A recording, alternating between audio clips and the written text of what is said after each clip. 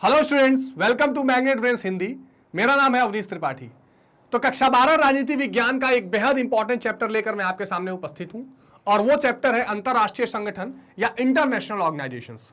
पूरी दुनिया में जो महत्वपूर्ण इंटरनेशनल ऑर्गेनाइजेशंस हैं जो आपके सिलेबस के अकॉर्डिंग इंपॉर्टेंट है। ऑर्गेनाइजेशंस तो बहुत सारे हैं, लेकिन जो आपके सिलेबस के लिए महत्वपूर्ण है, जो एनसीईआरटी में मेंशन है, उन ऑर्गेनाइजेशंस के बारे में आज हम देखेंगे। इस कंप्लीट चैप्टर को समझने का प्रयास करेंगे जो आपके बोर्ड एग्जामिनेशंस और सभी तरह के कॉम्पिटिटिव एग्जामिनेशंस के लिए बेहद इंपॉर्टेंट है। तो बने रहिए आज के सेशन में, और आज इस सेशन में हम इन सभी महत्वपूर्ण ऑर्गेनाइजेशन पर चर्चा करेंगे। पर उससे पहले एक बेहद खास जानकारी यह है कि मैग्नेट ब्रेन्स हिंदी एक ऐसा प्लेटफॉर्म है जहां पर आप घर बैठे कक्षा 6 से 12 तक की सभी महत्वपूर्ण जानकारी, सभी महत्वपूर्ण पढ़ाई हिंदी मीडियम में निःशुल्क कर सकते हैं। यानी आप सीबीएसई बोर्ड के स्टूडेंट हैं या किसी भी स्टेट बोर्ड के, आपको किसी तरीके की पेड सब्सक्रिप्शन किए बिना या पेड सब्सक्रिप्शन को परचेज किए बिना सारी की सारी पढ़ाई यहां निःशुल्क मिलती है, जिसका सुविधा आप ले सकते हैं मैग्नेट ब्रेन्स हिंदी पर। तो आइए इसी इंफॉर्मेशन के साथ स्टार्ट करते हैं आज का ये महत्वपूर्ण सेशन और समझते हैं कि पूरी दुनिया में जो महत्वपूर्ण अंतरराष्ट्रीय संगठन है उसमें कौन से संगठन सबसे महत्वपूर्ण है और आपके सिलेबस के हिसाब से हमें किन संगठनों को देखना है।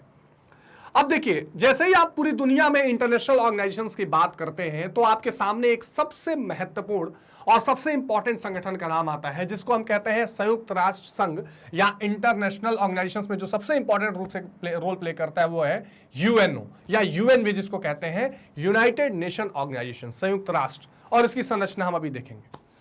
अब ये संयुक्त राष्ट्र संगठन है क्या या संयुक्त राष्ट्र संघ है क्या?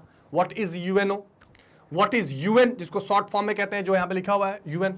इसका स्ट्रक्चर क्या है, इसका महत्व क्या है और इसका बैकग्राउंड क्या है। तो देखिए, इसके स्ट्रक्चर और इसका पूरा फंक्शनिंग तो हम इजीली समझ लेंगे। मैं आपको थोड़ा सा इसका बैकग्राउंड और हिस्टोरिकल बैकग्राउंड जरूर बताना चाहूंगा, जहां से आप बहुत इजीली कैचअप कर सकते हैं कि इस अंतरराष्ट्रीय संगठन की जरूरत क्यों पड़ी, कहां से ये इवॉल्व हुआ और एक्चुअल में जो आज रोल्स एंड रिस्पॉन्सिबिलिटी आप इसकी देख रहे हैं, इसके पीछे का लॉजिक क्या है। जैसे ही आप इसको समझेंगे, आप इजीली समझ सकते हैं कि आज की दुनिया में जो सबसे बड़ी पंचायत कही जाती है या जिसको कहा जाता है कि पूरी दुनिया का एक संसद है, या ये कहा जाता है कि the whole world is a village and there is a global village and a global platform and parliament, उसका मकसद या मतलब क्या है। तो थोड़ा सा इसका हिस्टोरिकल बैकग्राउंड भी समझते हैं। देखिए स्टूडेंट्स, अगर आप ध्यान से देखें तो 1914 से 1918 तक एक बहुत महत्वपूर्ण घटना घटी और ये घटना थी 1918-19 तक बल्कि चलिए, और ये घटना थी फर्स्ट वर्ल्ड वॉर, जिसको आप प्रथम विश्व युद्ध के नाम से जानते हैं। अब फर्स्ट वर्ल्ड वॉर हुआ, पूरी दुनिया आपस में लड़ती है और पूरी दुनिया के लड़ने का जो सबसे बड़ा प्रभाव निकल कर आता है और जो इसमें हार जीत अपनी जगह पर है, सबसे बड़ा जो काम दिखाई देता है वो क्या होता है? डिस्ट्रक्शन, यानी तबाही। ठीक, जाहिर सी बात है, पूरी दुनिया में तबाही का मंजर दिखाई पड़ता है और पूरी दुनिया में तबाही का सामान बेचता है कौन? यूएसए, आपको पता है, हथियार। उस समय भी उसी भूमिका में था, छेड़ा गया तो शामिल भी हो गया युद्ध में, बाद में फिर सोचता है कि नहीं शांति होनी चाहिए। खैर, वो एक अलग प्रकरण है। तो जब 1914 से 1918-19 तक जब ये फर्स्ट वर्ल्ड वॉर चला, मतलब 1918-19 तक, उसके बाद अमेरिका में एक राष्ट्रपति हुए विल्सन। ठीक, इस विल्सन महाराज ने एक सुझाव दिया कि भाई पूरी दुनिया में तबाही मच रही है, इस तबाही को रोकने के कुछ प्रयास होने चाहिए। और उन्होंने क्या किया, 1920 के आसपास स्थापित करवाया लीग ऑफ नेशन। ध्यान से समझिएगा, बहुत इंपॉर्टेंट इंफॉर्मेशन है ये सारी चीजें। लीग ऑफ नेशन, ठीक। अब इस लीग ऑफ नेशन का मतलब क्या था? उन्होंने कहा कि भैया हमें पूरी दुनिया में शांति स्थापित करने के लिए कुछ प्रयास करने चाहिए, कुछ संगठन जैसा लेकर आना चाहिए, जो संगठन कम से कम उसका पहला टारगेट या मिनिमम टारगेट ये हो कि वो सेकेंड वर्ल्ड वॉर को कम से कम ना होने दे, द्वितीय विश्व युद्ध को ना होने दे। इन्होंने लीग ऑफ नेशन की स्थापना कराई, राष्ट्रों का संघ इसको आप कह सकते थे। अच्छा भैया, लीग ऑफ नेशन की कॉन्सेप्ट आ गया।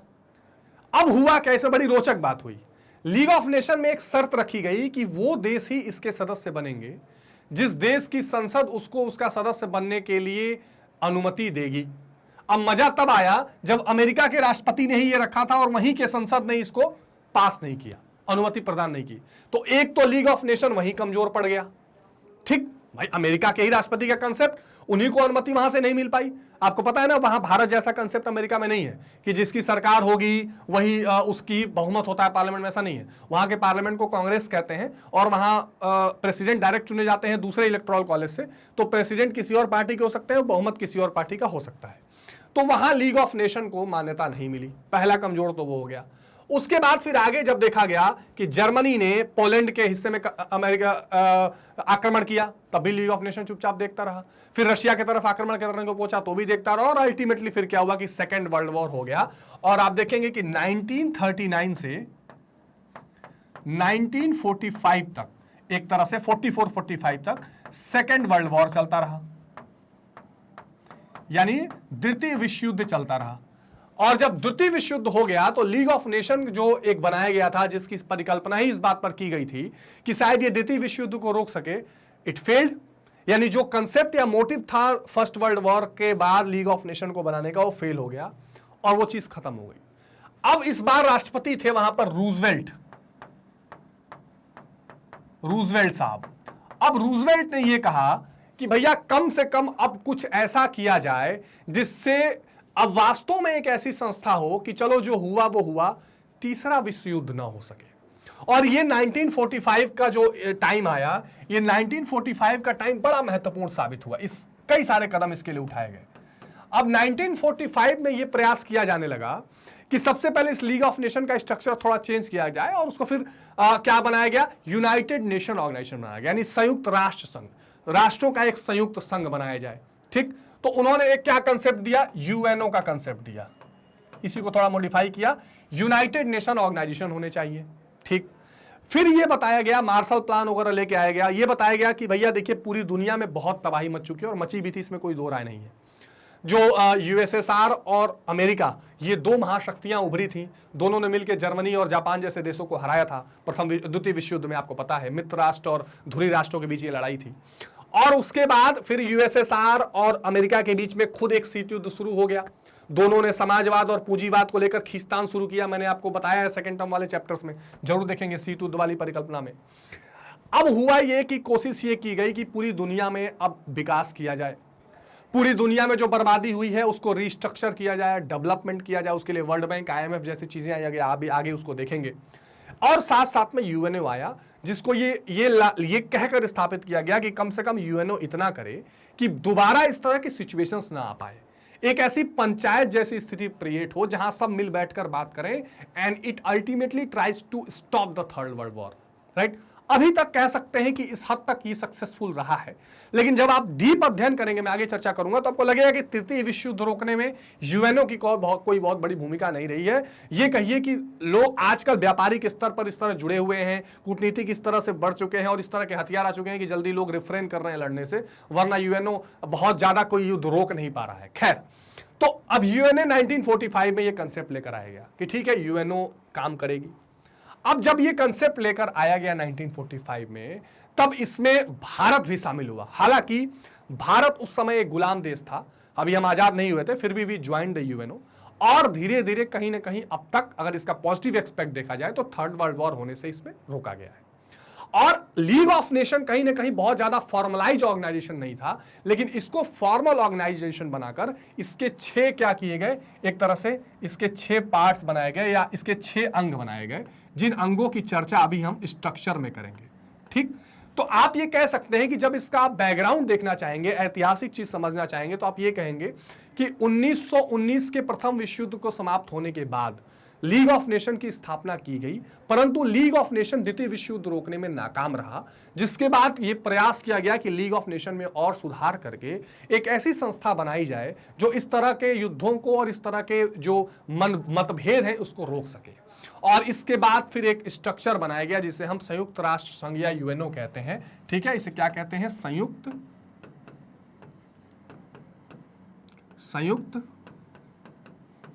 राष्ट्र संघ। यह संयुक्त राष्ट्र संघ की स्थापना कब की गई, 1945 में की गई। अभी प्रेजेंट में इसमें लगभग 193 मेंबर्स है, 193 देश है। ठीक है, और भारत इसका संस्थापक सदस्य है। यह जानकारी महत्वपूर्ण, आप जरूर ध्यान रखिएगा। भारत यूएनओ का संस्थापक सदस्य है, संस्थापक सदस्य है।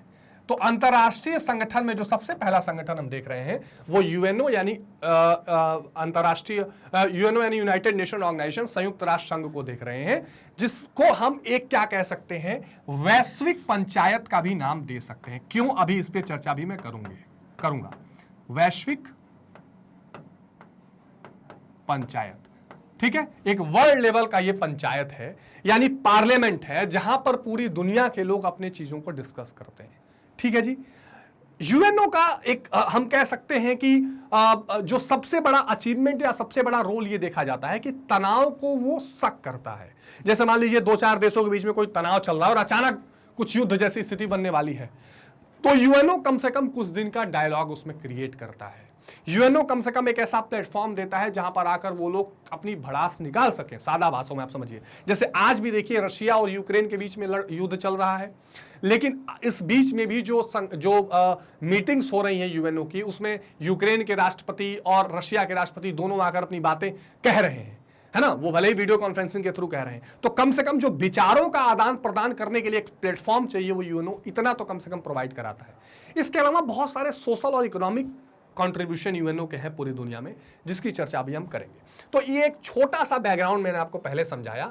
अब आइए जरा सा हम समझते हैं कि इस यूएनओ का स्ट्रक्चर क्या है, इसकी संरचना क्या है और काम करने का तौर तरीका क्या है। ये बड़ा महत्वपूर्ण है। तो जो पहला हम यूएन का कंसेप्ट देख रहे हैं, इसमें ये चीजें शामिल है। सॉरी। अब देखिए, संयुक्त राष्ट्र की संरचना राष्ट्र संघ पर आधारित है। राष्ट्र संघ यानी यूनाइटेड नेशंस, और मतलब यह है कि राष्ट्रों का एक संघ, जुड़ाव, है ना, यानी कि सभी राष्ट्र एक साथ आकर बैठे हैं, उन्होंने संघ बनाया कि हम सब मिलकर क्या करेंगे, एक साथ चीजों पर चर्चा करेंगे। अब संयुक्त राष्ट्र के 6 प्रमुख अंग हैं। महासभा, जिसको कहते हैं जनरल असेंबली, सुरक्षा परिषद, जिसको कहते हैं सिक्योरिटी काउंसिल, आर्थिक एवं सामाजिक परिषद, न्यास परिषद, ट्रस्टीशिप जिसको कहते हैं, अंतरराष्ट्रीय न्यायालय यानी इंटरनेशनल कोर्ट ऑफ जस्टिस, और सचिवालय यानी सेक्रेटरीट। तो ये 6 ऐसे महत्वपूर्ण अंग हैं, जो 6 अंग क्या करते हैं, संयुक्त राष्ट्र संघ के पूरे कार्यवहन यानी पूरा जो उसकी कार्य प्रणाली है, उसके महत्वपूर्ण संरचना, उसका अंग है। यानी ये 6 चीजें मिलकर ही संयुक्त राष्ट्र संघ को बनाती हैं, आप कह सकते हैं। संयुक्त राष्ट्र संघ का जो हेडक्वार्टर है वो कहां है, तो इसका हेडक्वार्टर आप कह सकते हैं, इसका मुख्यालय कहां है, न्यूयॉर्क में। ठीक है, मैंने जानबूझ के चीजें आपके साथ लिख रहा हूं मैं, ताकि आप साथ साथ में इसको रिवाइज कर सके, आपको ध्यान में आ जाए। तो ये है न्यूयॉर्क में। सभी चीजें अगर मैं आपको लिख दूं पहले से, तो शायद आप उसको आगे बढ़ जाएं और वो चीजें आपके दिमाग में ना आए, लेकिन मैंने इसलिए जानबूझकर कुछ बुलेट्स पॉइंट जो होते हैं मैं साथ में आपके डिस्कस करके लिखता हूं, ताकि आप साथ साथ में उसको देख सके। तो इसका हेडक्वार्टर न्यूयॉर्क में है, यानी कि कहां, यूएसए। ठीक है, तो ये बात आप बिल्कुल ध्यान रखेंगे। अच्छा, इनमें से महासभा और सुरक्षा परिषद 2 प्रमुख अंग हैं, बिल्कुल इसमें कोई डाउट नहीं है। जो इसकी महासभा है, जो इसकी जनरल असेंबली है, वो इसके सबसे महत्वपूर्ण पार्ट मानी जाती है, और साथ में सुरक्षा परिषद, जिसको सिक्योरिटी काउंसिल कहते हैं। इस सुरक्षा परिषद को वर्ल्ड पुलिस या ग्लोबल पुलिस के नाम से भी जाना जाता है। क्यों, इसकी चर्चा मैं भी आपसे करूंगा। संयुक्त राष्ट्र में इनकी स्थिति इतनी सुदृढ़ है, एक संयुक्त राष्ट्र के प्राथमिक उद्देश्यों की प्राप्ति केवल यही अंग सुनिश्चित कर सकते हैं, ताकि बाध्यकारी निर्णयों के संदर्भ में सुरक्षा परिषद ने श्रेष्ठ स्थिति प्राप्त कर ली है। ठीक है, इस पर चर्चा करते हैं। देखिए इसका अर्थ क्या है। अब देखिए क्या है कि पूरी दुनिया में सबसे पहले जो इंपॉर्टेंट चीज यूएनओ का निकल के आता है कि बातों का आदान प्रदान होना चाहिए, चर्चा होनी चाहिए, बैठक होनी चाहिए। तो आखिर वो बैठक होगी कहां, तो वो बैठक होगी महासभा में, यानी जनरल असेंबली में। जैसे आप फिगर देख सकते हैं, ये कुर्सियां लगी हुई हैं और यहां पर सभी देश आकर बैठते हैं और इस महासभा में इस पर चर्चा की जाती है। इसी दौरान जो सदस्य देश हैं, उनके शासना जो धीश होंगे, यानी जो वहां पर शासन कर रहे होंगे, जैसे भारत में राष्ट्राध्यक्ष तो राष्ट्रपति होते हैं, लेकिन शासनाध्यक्ष एक तरह से प्रधानमंत्री होते हैं। ऐसे ही किसी देश में राष्ट्रपति होते हैं, किसी देश में प्रधानमंत्री होते हैं। तो जिस देश के शासनाध्यक्ष रहेंगे वो जाकर वहां पर भाषण देते हैं। आ रही बात समझ में। उसके अलावा जो भी रेजोल्यूशन, जो भी चीजें पास करनी है, जैसे देश की संसद चीजों को पास करती है, यहाँ की महासभा उसको पास करती है। ठीक है, यहाँ की महासभा चर्चा करती है, यहाँ की महासभा डिस्कस करती है वर्ल्ड के अफेयर्स को, और फिर अपनी बातों के हिसाब से वोटिंग करती है और उन चीजों को पास किया जाता है। यानी आप कह सकते हैं कि पूरी दुनिया का जो डायलॉग प्रोसेस है, जो बातचीत करने का एक प्लेटफॉर्म है यूनाइटेड नेशन, वो प्लेटफॉर्म यूनाइटेड नेशन की महासभा या जनरल असेंबली कराती है। अच्छा, इसके जो अध्यक्ष होते हैं वो 1 साल के लिए चुने जाते हैं, ठीक है। तो अब हम इस साथ साथ में, जैसे हम हर वीडियो में करते हैं, एक शॉर्ट नोट्स भी लेते हुए चलेंगे। तो अगर मैं आप कह सकते हो कि यूएनओ के अंग करें, ठीक है, मैं बुलेट्स पॉइंट्स आपके साथ साथ में करता हूं, इस बार भी करेंगे अंग, ठीक है।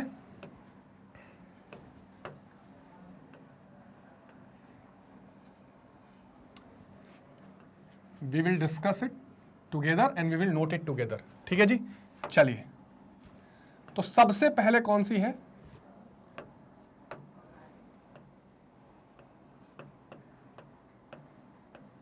महासभा, ठीक। अब महासभा की अगर बात करें तो देखिए ये क्या है, पंचायत, ठीक। प्रतिवर्ष सम्मेलन, ये इंपॉर्टेंट पॉइंट्स हैं, आप ध्यान से चलिएगा इसको, ठीक। शासनाध्यक्ष का भाषण,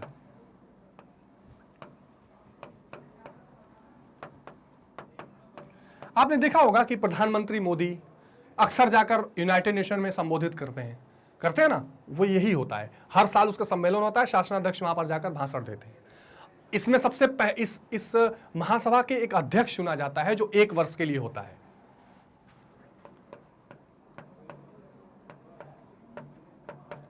एक वर्ष के लिए अध्यक्ष,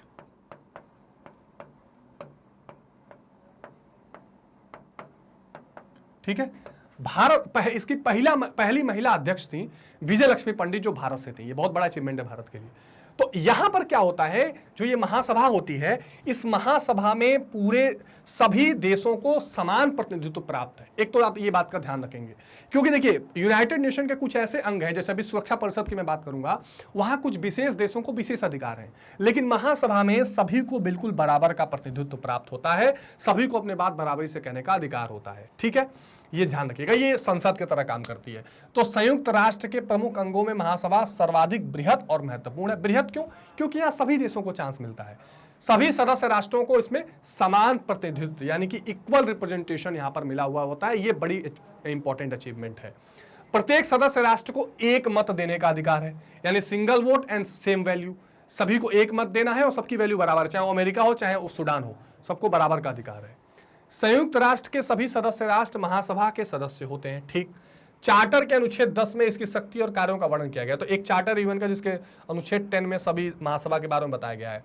ये पूछा जाता है कई बार। चार्टर के अधिकार क्षेत्र के अंतर्गत सभी विषयों पर इसे विचार करने का अधिकार है।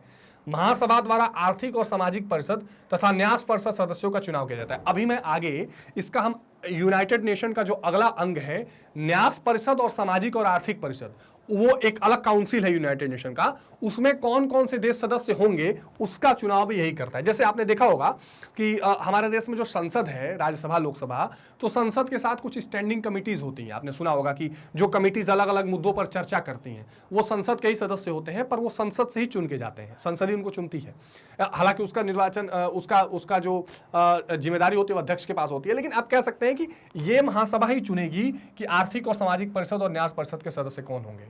महासभा संयुक्त राष्ट्र के विभिन्न अंगों की वार्षिक विशेष रिपोर्ट पर भी विचार करती है। आपके देश का संसद क्या करता है? जो सीएजी की रिपोर्ट होती है, जो आप देखते हैं कि इकोनॉमिक सर्वे की रिपोर्ट आती है, स्टैंडिंग कमिटीज की रिपोर्ट आती है, सब पर पार्लियामेंट अपना विचार करता है, बहस करता है।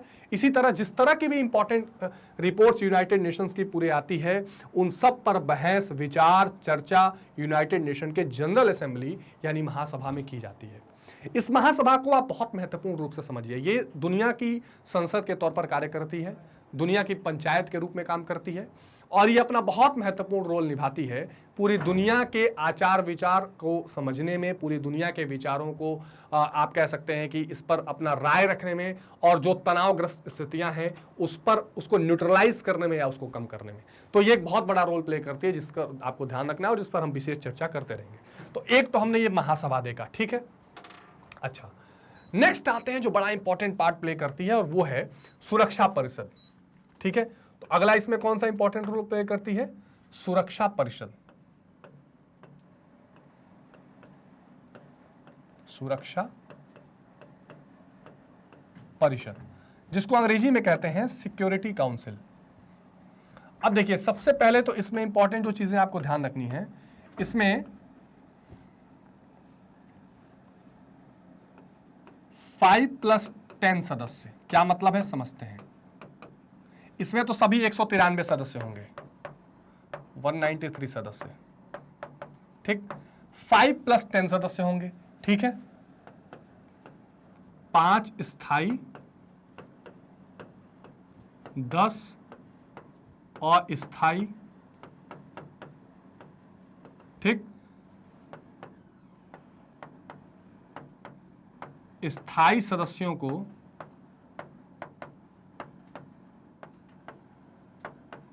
वीटो पावर, वीटो बल। अब क्या मतलब है समझिए।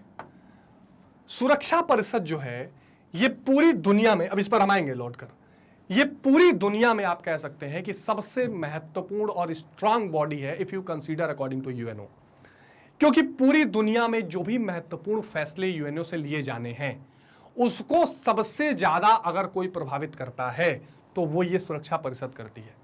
आप तो कहेंगे सर महासभा से सब कुछ पास हो जाता है, महासभा में भी रिजोल्यूशन आने से पहले सुरक्षा परिषद पहले उसे पास कर चुकी होती है।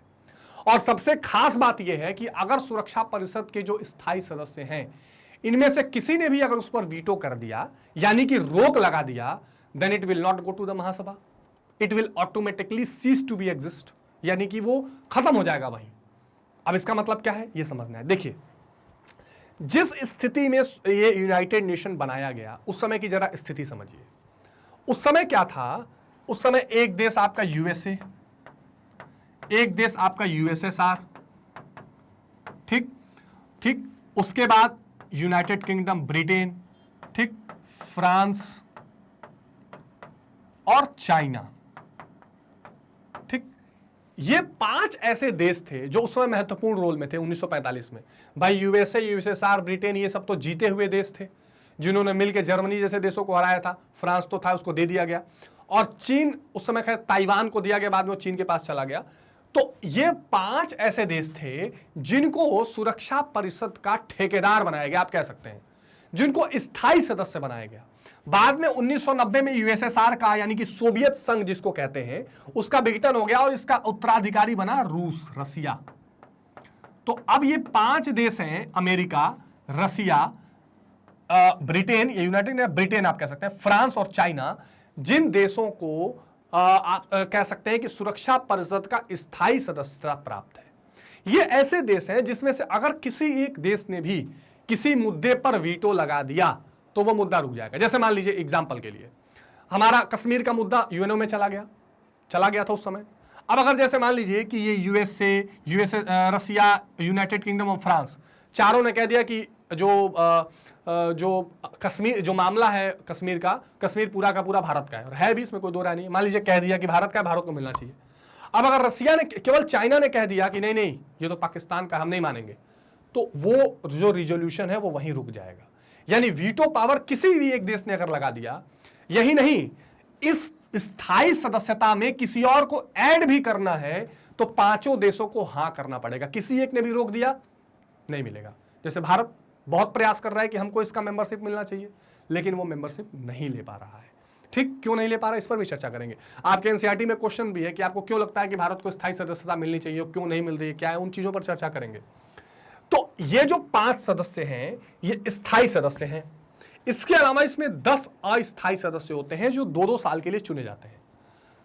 अब ये जो अस्थायी सदस्य है इसमें कई बार भारत रह चुका है। ये अल्फाबेटिकली जो नंबर्स होते हैं, जैसे ए नाम से जो देश हैं, बी नाम से जो देश हैं, सी नाम से जो देश हैं, बारी बारी से ये देश उसमें शामिल होते रहते हैं। इसमें इंडिया भी शामिल हो चुका है अस्थायी सदस्यों में, लेकिन हर 2 वर्ष पर वो चेंज हो जाते हैं। इनके पास कोई वीटो पावर नहीं रहता है।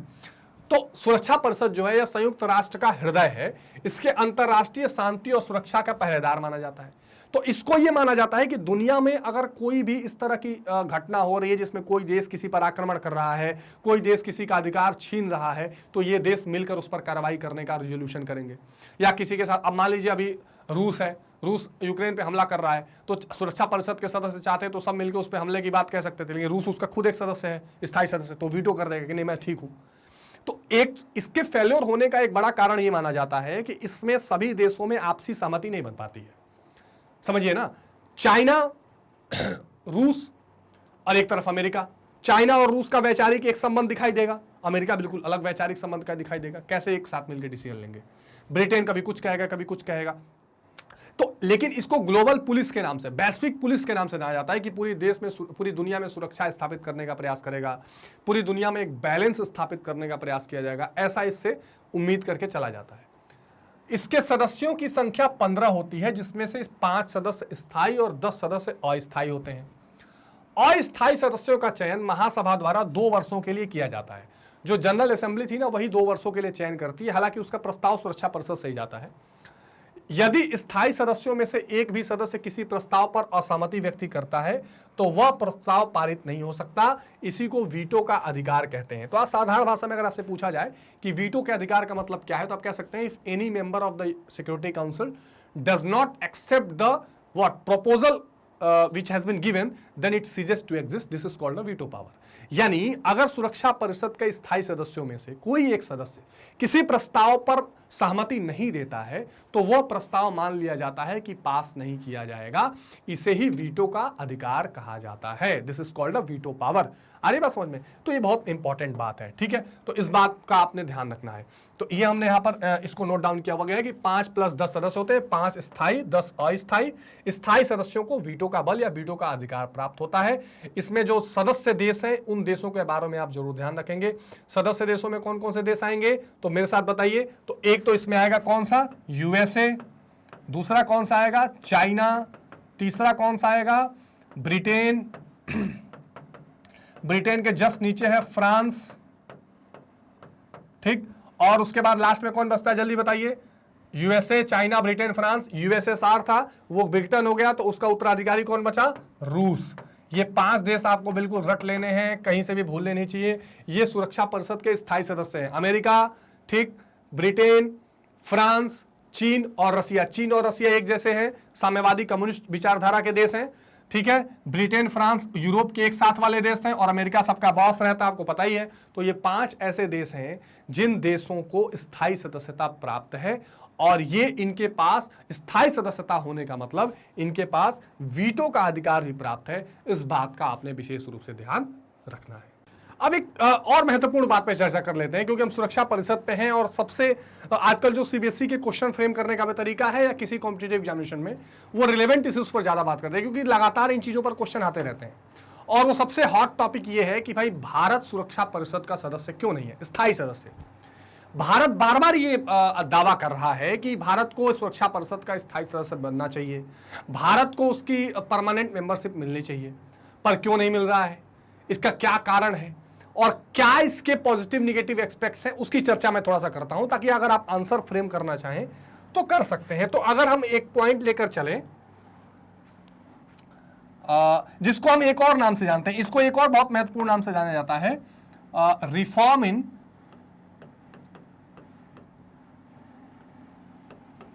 इन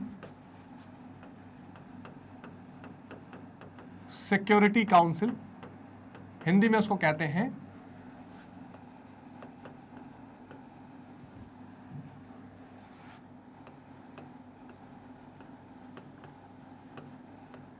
सुरक्षा परिषद में सुधार। अब देखिए, दुनिया में बहुत सारे ऐसे देश हैं जिनका यह मानना है कि जो सिक्योरिटी काउंसिल है, जो सुरक्षा परिषद है, उसमें रिफॉर्म होना चाहिए। रिफॉर्म होने का मतलब क्या है? रिफॉर्म होने का मतलब यह है कि 1945 से लेकर 2022 तक, आज तक, अभी तक वही संस्थापक नहीं बल्कि वही सदस्य 5 उसके स्थायी सदस्य हैं जो पहले थे। संस्थापक सदस्य तो भारत भी है, यानी कि अब निश्चित तौर पर यह समय आ चुका है कि इसको एक्सपेंड किया जाए। There must be some more countries included into the security council who should have the veto power, यानी कुछ और भी देश, क्योंकि पूरी दुनिया अब ग्लोबलाइज होती जा रही है, पूरी दुनिया अब एक तरह से वैश्विक विलेज के तौर पर आ रही है, सबको अब अपने अपने तरह की अर्थव्यवस्थाएं हैं, सबकी अपने अपने तरह की जियोपॉलिटिकल सिचुएशंस हैं, सब अपने हिसाब से एक बड़ी अर्थव्यवस्थाएं बनती जा रही हैं, सबके अपने टर्म्स कंडीशन है, सबके अपने इश्यूज हैं। तो अब निश्चित तौर पर केवल इन्हीं 5 देशों को दादा बने रहने का अधिकार क्यों होगा?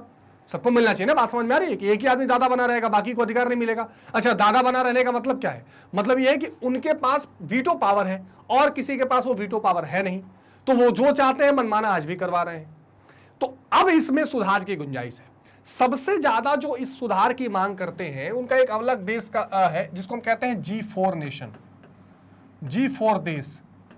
ये जो G4 देश हैं वो ये बार बार कहते हैं कि हमको सुरक्षा परिषद का स्थायी सदस्यता मिलनी चाहिए। इसमें कौन कौन से देश हैं? सबसे महत्वपूर्ण भारत, ब्राजील, जापान, ठीक, और दक्षिण अफ्रीका। ये जो 4 देश हैं इनको आप G4 देश कहते हैं। भारत और जापान ये एशिया के देश हैं, ब्राजील दक्षिण अमेरिका कॉन्टिनेंट का देश है और दक्षिण अफ्रीका तो अफ्रीकन कॉन्टिनेंट का देश है। यानी आप ये चारों ऐसे देश हैं, खास करके देखिए ब्राजील और अफ्रीका कॉन्टिनेंट से तो कोई सदस्य है ही नहीं सिक्योरिटी काउंसिल में परमानेंट, दक्षिण अमेरिका से भी कोई नहीं है। हाँ, ये जो एशिया है, एशिया से चीन जरूर है, लेकिन एकमात्र चीन है। और आप जानते हैं कि एशिया में अगर कोई ऐसा देश है जिसका सबसे ज्यादा विरोधाभास बाकी देशों से है वो चीन है। आप समझिए मतलब को। देखिए सिक्योरिटी काउंसिल में वो 5 देश ऐसे हैं जिनके पास सर्वाधिकार है, आप कह सकते हैं, और बाकी देशों को उसका नुकसान उठाना पड़ता है। तो आप कैसे कह सकते हैं कि बाकी देशों को समान अधिकार है? अब उसका आप मतलब समझिए ना, जैसे एशिया इतना बड़ा महाद्वीप जिसमें सबसे अधिक जनसंख्या रह रही है, वहां से केवल एक देश सिक्योरिटी काउंसिल का परमानेंट मेंबर है, वो है चीन। और चीन का लगभग सबसे दुश्मनी रहता है, जापान से वही हालत है, भारत से वही हालत है, साउथ चाइना सी में सबसे लड़ता रहता है। तो भारत जैसे देश ये कहते हैं कि, जापान जैसे देश ये कहते हैं कि अब हमें भी सिक्योरिटी काउंसिल की मेंबरशिप परमानेंट मिलनी चाहिए। इधर ब्राजील कहता है कि हम इतनी बड़ी अर्थव्यवस्था बनते जा रहे हैं, दक्षिण अमेरिका में कोई देश ही वहां से शामिल नहीं है, तो हमको मिलनी चाहिए। अफ्रीका कॉन्टिनेंट से दक्षिण अफ्रीका कहता है कि भाई हम सबसे अच्छे देश हैं पूरे अफ्रीका में, हमारी इकोनॉमी भी बढ़ती जा रही है, हम भी अब डेमोक्रेसी हैं, लोकतंत्र हैं, तो हमको क्या होना चाहिए, ये स्थायी सदस्यता मिलनी चाहिए। तो एक तो कंसेप्ट आप ये ध्यान रखिए कि G4 जो देश हैं, ये सभी के सभी G4 देश सुरक्षा परिषद के सदस्य स्थायी बनना चाह रहे हैं। मैं आपको डिटेल में ये चीजें इसलिए बता रहा हूं क्योंकि क्वेश्चन में ये क्वेश्चन पूछा जा रहा है एग्जामिनेशन में कि भारत को स्थायी सदस्यता क्यों मिलनी चाहिए या क्यों नहीं मिल पा रही है। मैं उन सभी मुद्दों को डिस्कस करूंगा। जनरल नॉलेज के हिसाब से भी आपको ये जानकारी होनी चाहिए, बार बार ये चीजें पूछी जाती हैं कि आखिर भारत सिक्योरिटी काउंसिल का परमानेंट मेंबर क्यों नहीं बन पा रहा, या अगर आपसे पूछा जाए as a political science student कि why should India get a permanent membership into the UNO, so you must have some logical answers. ठीक है जी। अच्छा, आइए देखते हैं, अब जरा सा समझ लेते हैं भारत के दृष्टिकोण के।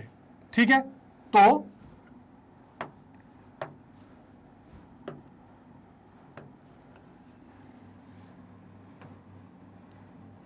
अगर भारत की बात करें कि भारत का स्थायी सदस्य का दावा, अब देखिए भारत का जो स्थायी सदस्य का दावा है इसको हम 2 पॉइंट से देखते हैं। एक तो ये देखते हैं कि भाई भारत को क्यों नहीं मिलना चाहिए। पहली बात जो दुनिया लॉजिक देती है, जो 5 ये देश हैं, चीन है, अमेरिका है, इसके अलावा फ्रांस है, रूस है, ठीक है, ब्रिटेन है, ये 5 वीटो वाले देश हैं, 5 राजी होंगे तभी मिलेगा। तो सबसे ज्यादा टांग उसमें चाइना अड़ाता है। अब ये देश क्या क्या लॉजिक देते हैं आप समझिए। ठीक है, तो एक तो इसमें 2-3 चीज लॉजिक आता है। तो सबसे पहले हम निगेटिव को देख लेते हैं, क्यों नहीं, क्यों नहीं, क्यों नहीं को देखें। इसमें 1-2 चीजें इंपॉर्टेंट आती हैं, एनपीटी, सीटीबीटी। अब ये दो, इस पर अलग वीडियो बनाई जा सकती है, लेकिन मैं आपको अब थोड़ा सा बताता हूं। देखिए, ये है नॉन प्रोलिफरेशन ट्रीटी, ये कॉम्प्रिहेंसिव टेस्ट बैन ट्रीटी। इसका मतलब क्या है? ये एनपीटी कहता है और यूएनओ के हिसाब से कि एनपीटी पर जो देश साइन करेंगे वही उसके सदस्य रह सकते हैं और मतलब सुरक्षा परिषद में आएंगे। और एनपीटी पे साइन करने का मतलब ये है कि आप परमाणु हथियार नहीं रखेंगे। ठीक, अब परमाणु हथियार खत्म करना पड़ेगा। तो अब एक चीज बताइए, भारत ये कहता है कि भाई हमारे बगल में चीन है, हमारे बगल में पाकिस्तान है, हम कैसे परमाणु हथियार नहीं रखेंगे? हम एनपीटी पे साइन कर ही नहीं सकते हैं। तो अब एनपीटी पे साइन नहीं करना है, इसलिए इसको नहीं मिलना चाहिए, ये लॉजिक दिया जाता है। CTBT, comprehensive test ban treaty, उसमें ये कहा गया कि कोई भी देश अब परमाणु हथियार का परीक्षण नहीं करेगा। भारत ने 74 में भी किया, 98, 99 में भी किया, है ना, शक्ति वाला किया और लाफिंग बुद्धा किया, क्योंकि हमको जरूरत थी। तो ये लॉजिक बताते हैं कि आपने तो यूएनओ का रूल तोड़ दिया, आपने वैश्विक शांति का रूल तोड़ दिया, तो आपको सुरक्षा परिषद का स्थायी सदस्य कैसे दिया सकती है? आप तो गैर जिम्मेदार हैं। फिर इसमें एक लॉजिक दिया जाता है बजट का, कि भारत पूरे यूएनओ के खर्च का केवल 1% ही कंट्रीब्यूट करता है। लगभग 1% के आसपास ही हम देश पर दे पाते हैं जो उसमें यूएनओ में खर्चा होता है। तो इतना कम पैसा देकर आप चाहते हैं कि यूएनओ के स्थायी परमानेंट मेंबर बन जाए सिक्योरिटी काउंसिल के, ये तो संभव नहीं है। ये बात बार बार बताई जाती है। ठीक है, फिर दूसरा बताया जाता है कि कश्मीर इशू। ठीक है, दूसरा बताया जाता है कि कश्मीर इशू, कश्मीर का इशू चला गया यूएनओ के पास, इस पर बार बार चर्चा होती है। तो ये चाइना जैसे देश लॉजिक देते हैं कि क्योंकि भारत ऑलरेडी एक डिस्प्यूटेड मामला कश्मीर का उसके साथ जुड़ा हुआ है, भारत अगर परमानेंट मेंबर बन जाएगा तो कश्मीर के मामले में टांग अड़ाएगा और इसलिए निष्पक्ष कार्रवाई नहीं हो सकेगी। ये कुछ ऐसे लॉजिक्स हैं जिनको देखकर ये कहा जाता है, जो कि एकदम कह सकते हैं कि जबरदस्ती के लॉजिक हैं, और ये बताया जाता है कि इसलिए भारत को स्थायी सदस्यता नहीं मिलनी चाहिए। तो ये निगेटिव्स हैं इसके। ठीक है, तो ये निगेटिव पॉइंट्स हैं। अब आते हैं क्यों मिलना चाहिए, जो हमारा लॉजिक है। ठीक, क्यों मिलना चाहिए, यानी पॉजिटिव इसके क्या हैं? तो सबसे पहले क्या है, अगर इन लॉजिक्स का पहले धज्जी उड़ाई जाए तो अब देखिए, एनपीटी की जहां तक बात आती है नॉन प्रोलिफरेशन पे, हमने स्पष्ट बोल रखा है कि जो भी हमारे पास परमाणु हथियार हैं वो नो फर्स्ट यूज के हैं, हम उनको पहले इस्तेमाल नहीं करेंगे। हमारे पास भले ही वो परमाणु हथियार है, लेकिन we will not use it first. हम नॉन प्रोलिफरेशन ट्रीटी में है, ठीक है, हमने हथियार अपने पास रखे हैं, हम उसको नष्ट नहीं करेंगे, लेकिन जब तक हमें कोई छोड़ेगा नहीं तब तक हम, जब तक हमें कोई छेड़ेगा नहीं तब तक हम उसको नहीं करेंगे, और छेड़ेगा तो छोड़ेंगे नहीं। तो इसलिए हम नो फर्स्ट यूज लेकर चलते हैं। हम वैश्विक शांति में हमेशा हमने कंट्रीब्यूट किया है, तो इसका कोई लॉजिक नहीं बनता। सीटीबीटी का मानना है कि आप कोई परीक्षण नहीं करेंगे। अब हमारे बगल में पाकिस्तान है, हमारे बगल में चीन है, हमारे बात इतिहास गवाह है कि हमारे टेरिटरीज को आकर कब्जा करने का प्रयास किया गया है, तो हम कैसे टेस्ट नहीं करते। रही बात 1% की, तो ठीक है, कैश के मामले में हम कम पैसा दे रहे हैं, लेकिन इतनी सारी दवाइयां दुनिया भर में भारत कंट्रीब्यूट करता है। सन 90-91 के आसपास आप भारत को पोलियो कैपिटल कहा जाता था, और पूरी दुनिया, पूरे वर्ल्ड से यूएनओ जो करना चाह रही है डब्ल्यूएचओ के माध्यम से, वर्ल्ड हेल्थ ऑर्गेनाइजेशन के माध्यम से, भारत ने सबसे बड़ा कंट्रीब्यूशन किया और इतना बड़ा पैसा खर्चा करके अपने यहाँ से पोलियो को हटाया और दुनिया में पोलियो की दवाई भी फ्री में बांटी। ठीक है, पीस कीपिंग फोर्सेस के लिए जब भी सेना की जरूरत पड़ती है भारत उसमें भेजता है, वॉलंटियरिंग सर्विस के लिए भारत उसमें भेजता है। तो कितने सारे खर्च वो दुनिया भर में सामाजिक आर्थिक मुद्दों पर करता है, तो वो क्या खर्च नहीं है? क्या आप इसी 1% को केवल बजट मानेंगे? रही बात कश्मीर की, तो यूएनओ द्वारा ही कश्मीर पर एक कमेटी बनाई गई। उस कमेटी ने रिपोर्ट में कह दिया कि भारत पाकिस्तान का क्षेत्रीय मामला है। तो जब क्षेत्रीय मामला है तो आप उसको यूएनओ से ही सॉल्व क्यों करना चाह रहे हैं? तो ये कुछ इस तरह के फालतू के लॉजिक्स हैं जो दिए जाते हैं, जिनका कोई मतलब नहीं है। दूसरा, भारत को क्यों मिलना चाहिए? क्योंकि भारत जब गुलाम था तब से एक संस्थापक सदस्य है। ठीक है, भारत क्या है? संस्थापक सदस्य है, यानी कि फाउंडिंग मेंबर है। तो एक तो हमारा लॉजिक बनता है कि हम इतने पुराने मेंबर हो गए, पानी कितना बह चुका है, और इतना समय बीतने के बाद भी क्या आप ये नहीं, अच्छा, उस पानी बीतने के साथ साथ हमने दिन प्रतिदिन वैश्विक शांति बनाए रखते हुए अपना विकास किया है, आगे बढ़े हैं, तो क्या हमको उसकी सदस्यता नहीं मिलनी चाहिए? दूसरा, सबसे बड़ा लोकतंत्र। भाई देखिए, यूएनओ क्या कहता है? यूएनओ कहता है कि पूरी दुनिया में डेमोक्रेसी होनी चाहिए, चुनी हुई सरकारें आनी चाहिए, कोई किसी पर कब्जा ना करे, कोई तानाशाही ना करे, कोई सैन्य शासन ना लाए। और भारत ने तो पूरी दुनिया में सबसे बड़ा लोकतंत्र होने का गौरव प्राप्त किया है। पूरी दुनिया में फ्री एंड फेयर इलेक्शंस, जनता के द्वारा चुनी हुई सरकारें और जनता की आवाज को उठाए दिए जाने का सबसे बड़ा हिमायती कौन रहा है? भारत रहा है। तो इसलिए हमारा पक्ष इसलिए भी मजबूत होता है कि हमने खुद को साबित किया है कि हम लोकतंत्र को, और हम, जबकि ऐसे देश चीन और रसिया जैसे देश है जहां पर चुनाव ही नहीं हो पाता, 25 चीन में तो प्रस्ताव पास है एक ही पार्टी रहेगी और जब तक जिएंगे जिनपिंग राष्ट्रपति रहेंगे। तो जब ऐसे देश उसके स्थायी सदस्य हो सकते हैं तो व्हाई नॉट हमें इंडिया। ठीक, उसके बाद वैश्विक शांति। ठीक, वैश्विक शांति, जो पीस चाह रहा है यूएनओ, उसके सबसे बड़े सपोर्टर हम रहे हैं। ना हमने किसी पर जल्दी हमला किया है, ना हम किसी को डिस्टर्ब करते हैं। ठीक, ये कुछ करते नहीं है। इसके अलावा हम दुनिया की एक महाशक्ति बनकर उभर रहे हैं। हमारा जीडीपी लगातार बढ़ रहा है। हमारे दुनिया के दूसरे सबसे बड़े पॉपुलेशन के हिसाब से इतनी बड़ी जनता हमारे यहाँ रहती है, तो दुनिया का एक बड़ा प्रतिनिधित्व हम करते हैं। 17.5% के आसपास की जनसंख्या दुनिया की हमारे पास है। तो इतने बड़े जनसंख्या वाले देश को, इतने तरह के जिसमें रिलीजन्स हैं, कल्चर्स हैं, उसको जो कंट्री रिप्रेजेंट करती है, क्या वो यूएनओ के स्थायी सदस्य होने का उसको हक प्राप्त नहीं है?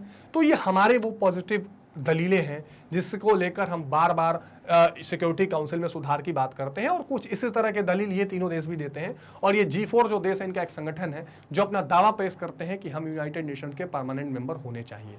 ठीक है, तो ये एक मैंने आपको शॉर्टकट में इस चीज को समझाने का प्रयास किया कि स्थायी सदस्यता क्यों महत्वपूर्ण है भारत जैसे देश के लिए, और भारत इसमें क्या दावा पेश करता है, क्या लॉजिक लगाता है। ठीक है, और आपसे ये बार बार पूछा जाता है, बार बार ये परीक्षाओं में पूछा जाएगा, और आपको पता ही होना चाहिए। सुरक्षा परिषद के बारे में तो आपको जनरल इंफॉर्मेशन मिल जाएगी कि सुरक्षा परिषद में 15 सदस्य होते हैं, 10 सदस्य अस्थायी होते हैं, बाकी 5 सदस्य स्थायी होते हैं। ठीक है, और उन 5 सदस्यों के पास वीटो पावर है। ये तो बेसिक जानकारी जो आपको ध्यान रखनी चाहिए। ठीक, तो जो हम पूरा स्ट्रक्चर देख रहे थे, उस स्ट्रक्चर में हमने 2 स्ट्रक्चर देख लिया। कौन कौन सा? एक हमने देख लिया महासभा, और एक हमने देख लिया सुरक्षा परिषद। अब तीसरा स्ट्रक्चर भी देख लेंगे। थर्ड पॉइंट कौन सा है? थर्ड है आर्थिक और सामाजिक परिषद, इकोनॉमिक एंड सोशल काउंसिल। अब ये जो आर्थिक और सामाजिक परिषद है, इसके महासभा द्वारा चुनाव किया जाता है, 54 सदस्य रहते हैं।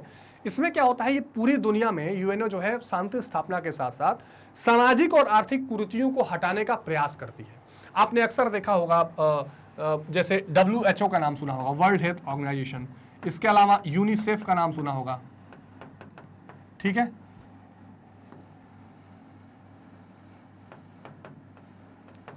ठीक है, यूनिसेफ का नाम सुना होगा। ठीक है, United nation international children emergency fund. ठीक है, दिस इज आई, अरे बात समझ में। ठीक है, UNESCO, United Nation social and cultural organisation. तो ये जो संस्थाएं हैं, विश्व स्वास्थ्य संगठन, ये चिल्ड्रन इकोनॉमिक फंड, यूनेस्को, ये संस्थाएं क्या करती हैं, पूरी दुनिया में सामाजिक रूप से, आर्थिक रूप से जो समस्याएं हैं उनको सॉल्व करने का प्रयास करती हैं। जैसे पोलियो की समस्या मैंने आपको बताई, हंगर इंडेक्स, भूखमरी की जो समस्या है, जैसे अभी कोरोना आया था तो पूरी दुनिया के साथ WHO प्रयास कर रही थी उसको दबाने का प्रयास किया जाए।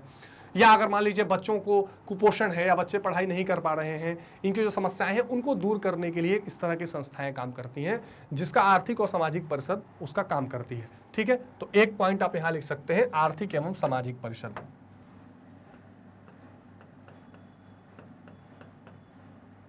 आर्थिक एवं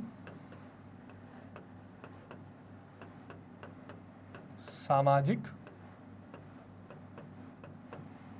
परिषद, ये तीसरा अंग है यूनाइटेड नेशंस का। ठीक है, बिल्कुल आप कंफ्यूज नहीं होंगे, ये सब एक दूसरे से जुड़े हुए हैं। इसमें आप एग्जांपल्स में ये लिख सकते हैं, जैसे कि WHO, आपको समझ में आ जाएगा, यूनिसेफ, यूनेस्को जिसको आप कहते हैं।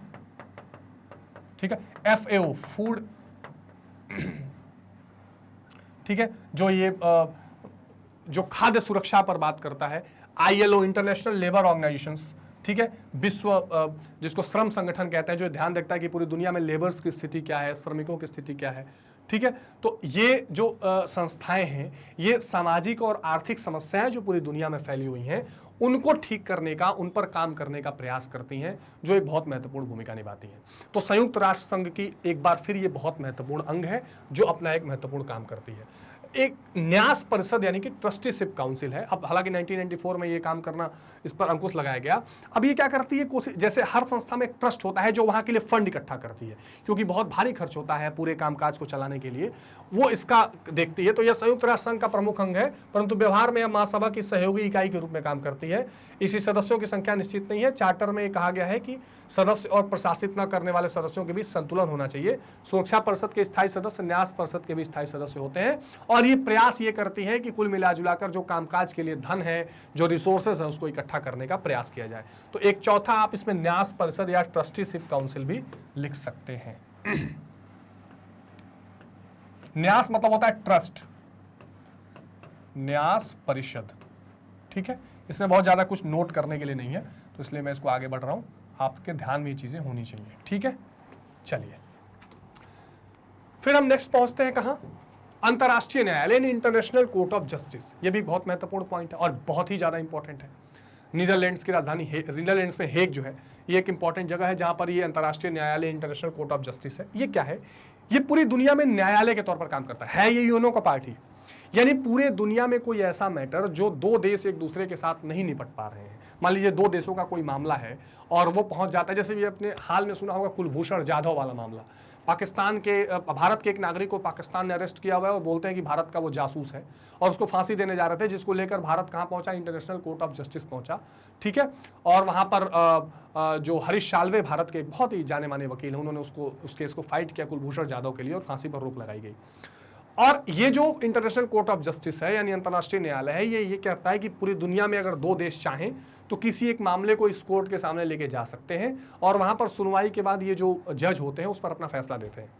ये जो इंटरनेशनल कोर्ट ऑफ जस्टिस है, इसमें कुल जो जजों की संख्या होती है 15 जज होते हैं, ठीक, 15 जज होते हैं जो 9 साल के लिए चुने जाते हैं, 9 ईयर, ठीक, 9 साल के लिए चुने जाते हैं।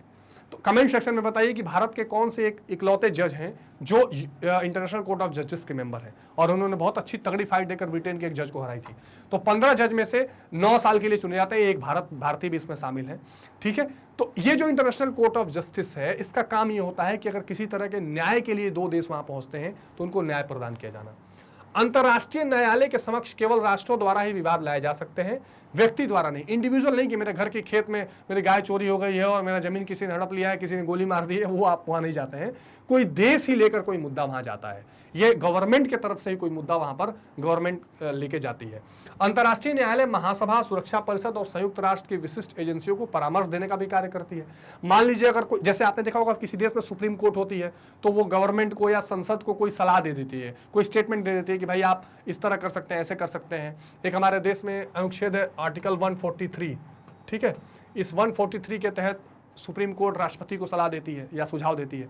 ऐसे ये जो अंतर्राष्ट्रीय न्यायालय है, ये जो संयुक्त राष्ट्र की महासभा या सिक्योरिटी काउंसिल है, उसको सलाह भी दे सकती है। और अगर कोई देश या दो देश किसी मुद्दे को लेकर यहाँ पर जाते हैं तो वो उस पर सुनवाई करती है और अपना फैसला देती है। हालांकि ये बहुत डिपेंड नहीं है कि वो देश उसको माने, ऐसा बाध्यकारी नहीं रहता है, उस पर बहुत ज़्यादा कोई एक्शन लिया नहीं जा पाता, लेकिन फिर भी तो ये एक महत्वपूर्ण रोल प्ले करती है। तो आप इसमें एक अगला अंग जो लिख सकते हैं वो अंतर्राष्ट्रीय न्यायालय का लिख सकते हैं, ठीक है।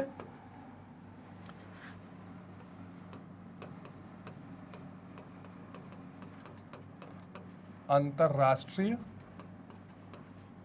न्यायालय, इंटरनेशनल कोर्ट ऑफ जस्टिस जिसको कहा जाता है, ठीक है।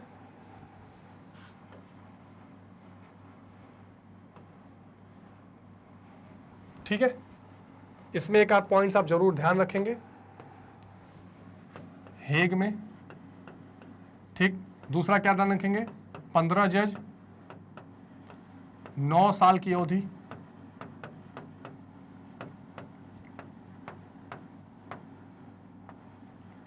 नौ वर्ष की अवधि उसमें होती है एक जज की, ठीक है। तो ये आप बिल्कुल ध्यान रखेंगे। चलिए तो ये आपको समझ में आ गया। कमेंट सेक्शन में जरूर बताइए कि कौन से जज भारत के हैं जो इसमें हैं। अब अगला और आखिरी इसका जो पॉइंट है, यानी जो संयुक्त राष्ट्र संघ का अगला अंग या आखिरी अंग है, वो है सचिवालय या सेक्रेटरीट। देखिए कोई भी आप देखते होंगे देश की सरकार होती है, उसका एक सेक्रेटरीट होता है जहां पर अधिकारी बैठते हैं, जहां पर सारी चीजें तैयार की जाती हैं, जहां पर पॉलिसीज बनाई जाती हैं, फिर उसको लाया जाता है संसद में। यानी जो एग्जीक्यूटिव होता है उसके काम करने का एक दफ्तर या ऑफिस। तो ये सेक्रेटरीट इसका एक बहुत इंपॉर्टेंट हिस्सा है। इस सेक्रेटरीट के जो एक है अध्यक्ष या सभापति चुने जाते हैं। जैसे महासभा के 1 साल के लिए होते हैं, इसके अध्यक्ष जो होते हैं ये कौन होते हैं, ये 5 साल के लिए चुने जाते हैं। ठीक है, एंटोनियो गुटेरेस जैसे अभी पुर्तगाल के इस समय के अध्यक्ष हैं। सबसे पहले कौन रहे थे, ट्राइग ली। ठीक है, इसके पहले बान की मून 2 बार रह चुके हैं और घाना के कोफी अन्नान 2 बार रह चुके हैं। केवल ये 2 लोग हैं जो 2 बार रह चुके हैं, बाकी ट्राइग ली पहले रहे हैं। ध्यान रखिएगा, मैं फिर से बता रहा हूं, ट्राइग ली पहले अध्यक्ष थे। उसके अलावा कोफी अन्नान और बान की मून जो दक्षिण कोरिया के थे, ये 2 बार रह चुके हैं और अभी एंटोनियो गुटेरेस हैं। तो ये 5 साल के लिए चुने जाते हैं। अब इनके अध्यक्ष रहते हैं। चार्टर के इसके कार्यकाल का कोई उल्लेख नहीं है, लेकिन सन 1946 में महासभा द्वारा निर्धारित किया गया कि महासचिव का कार्यकाल 5 वर्ष होगा। तो इसके जो महासचिव होते हैं, जिसकी बात मैं कर रहा था, चेयरमैन कह सकते हैं आप, ये क्या होते हैं, 5 साल के लिए होते हैं। मैक्सवेल कोहेन के शब्दों में यह संयुक्त राष्ट्र व्यवस्था के केंद्रीय अंग है। इसके अभाव में संपूर्ण संयुक्त राष्ट्र सूचना एवं सहयोग के केंद्र में वंचित हो जाएगा। यानी जो भी संयुक्त राष्ट्र को सूचना चाहिए, हेल्प चाहिए, जिस तरह की आप कह सकते हैं कि कोऑर्डिनेशन करने के लिए जो जरूरतें हैं, वो सब कुछ यही प्रोवाइड करती है ना। क्योंकि जैसे किसी ऑफिस का बैकएंड होता है, वो ये होती है, सारे जानकारी को इकट्ठा करना, सारे एजेंडा पर काम करना कि क्या क्या चीजें हमको आज की मीटिंग में रखनी है, किन किन चीजों पर डिस्कस होना है, क्या क्या चीजें आने वाली हैं। ये सारी चीजें किस में शामिल की जाती हैं, सचिवालय में शामिल की जाती हैं, सेक्रेटरीट में शामिल की जाती हैं। आ गई बात समझ में। So this is very very important. तो आप जो इसमें पॉइंट आप ऐड कर सकते हैं वो लास्ट में, last but not the least, that is सचिवालय। सचिवालय, ठीक है, ठीक है। महासचिव होते हैं इसमें, ठीक है। 5 वर्ष कार्यकाल होता है।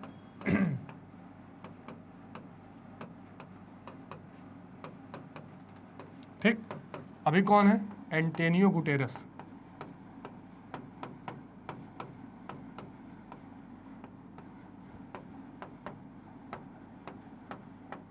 एंटोनियो गुटेरेस, ठीक है। और जो 2-3 नाम मैंने आपको बताया जरूर ध्यान रखिएगा। पहले महासचिव संयुक्त राष्ट्र उसके सचिवालय के तो ट्राइग ली और अभी एंटोनियो गुटेरेस है। और केवल 2 महासचिव ऐसे रहे जो 2 बार रहे हैं, घाना के कोफी अन्नान और इसके अलावा दक्षिण कोरिया के बान की मून। ठीक है, आगे बात समझ में।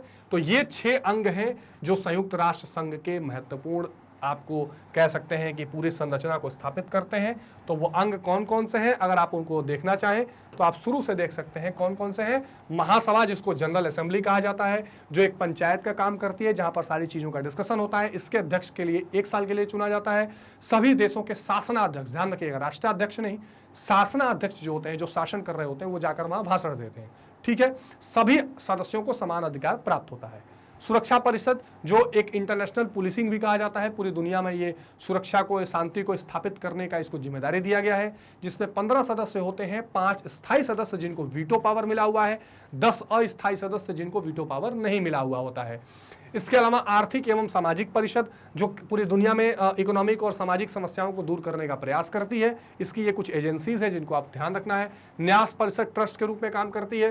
अंतर्राष्ट्रीय न्यायालय, जो एक इंटरनेशनल कोर्ट ऑफ जस्टिस जिसको कहा जाता है, जिसका कार्य ये होता है कि अगर 2 देश या कोई राष्ट्र वहां कोई मुद्दा लेकर जाता है तो वो उसको सुलझाएगी, अपना जजमेंट देगी। इसके अलावा वो संयुक्त राष्ट्र संघ के महासभा या वहां के सुरक्षा परिषद को भी सलाह दे सकती है। इसमें कुल मिला के 15 जज होते हैं, 9 वर्ष की अवधि के लिए चुने जाते हैं।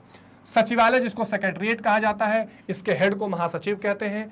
ठीक है, जिसको 5 वर्ष का कार्यकाल होता है। वर्तमान में एंटोनियो गुटेरेस है, जिसका कार्य होता है कि सूचना और तकनीकी सारा सहायता प्रदान करेगी। सारा ऑफिशियल वर्क इस सचिवालय में होता है, न्यूयॉर्क में है ये। और एक तरह से कह सकते हैं कि जो फॉर्मल एक चैम्बर, या आप कह सकते हैं जो एक फॉर्मल स्ट्रक्चर संयुक्त राष्ट्र संघ का बनता है, वो सचिवालय के माध्यम से ही बनता है। तो संयुक्त राष्ट्र संघ के का ये पूरा संरचना था, जिस संरचना को आप आई होप के समझ चुके होंगे। और जो पहला इमेज मैंने आपको दिखाया था वो यहाँ से दिख रहा है। महासभा, सचिवालय, सुरक्षा परिषद, अंतर्राष्ट्रीय न्यायालय, न्यायिकता परिषद और आर्थिक और सामाजिक परिषद। इसको अगर आप ध्यान रखेंगे तो पूरे संरचना को आप समझ पाएंगे। तो समझ में आ गया आपको। आई होप कि ये चीजें आपको क्लियर हो गई होंगी। इसमें कहीं कोई कंफ्यूजन नहीं होगा, कहीं कोई डाउट नहीं होगा, और आप इसको ईजिली डील करके अपनी परीक्षाओं में देख सकते हैं। तो इसका आपने विशेष ध्यान रखना है।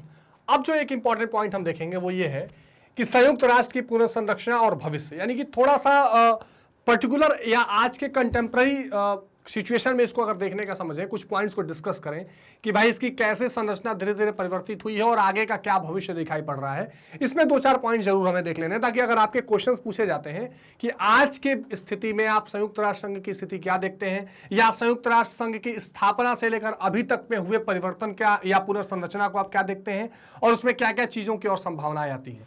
तो एक पॉइंट इसमें देखिएगा कि सन 1991 के शीत युद्ध के बाद अंतर्राष्ट्रीय व्यवस्था बदली है। मैंने आपको पहले भी इस चीज का डिस्कस किया था कि देखिए 1945 में 1945 में शुरू हुआ कोल्ड वॉर, जिसको हम शीत युद्ध के नाम से जानते हैं, जब पूरी दुनिया में 2 महाशक्तियां बन के उभरी थी, यूएसए और यूएसएसआर, जिसको अमेरिका और सोवियत संघ कहा जाता था।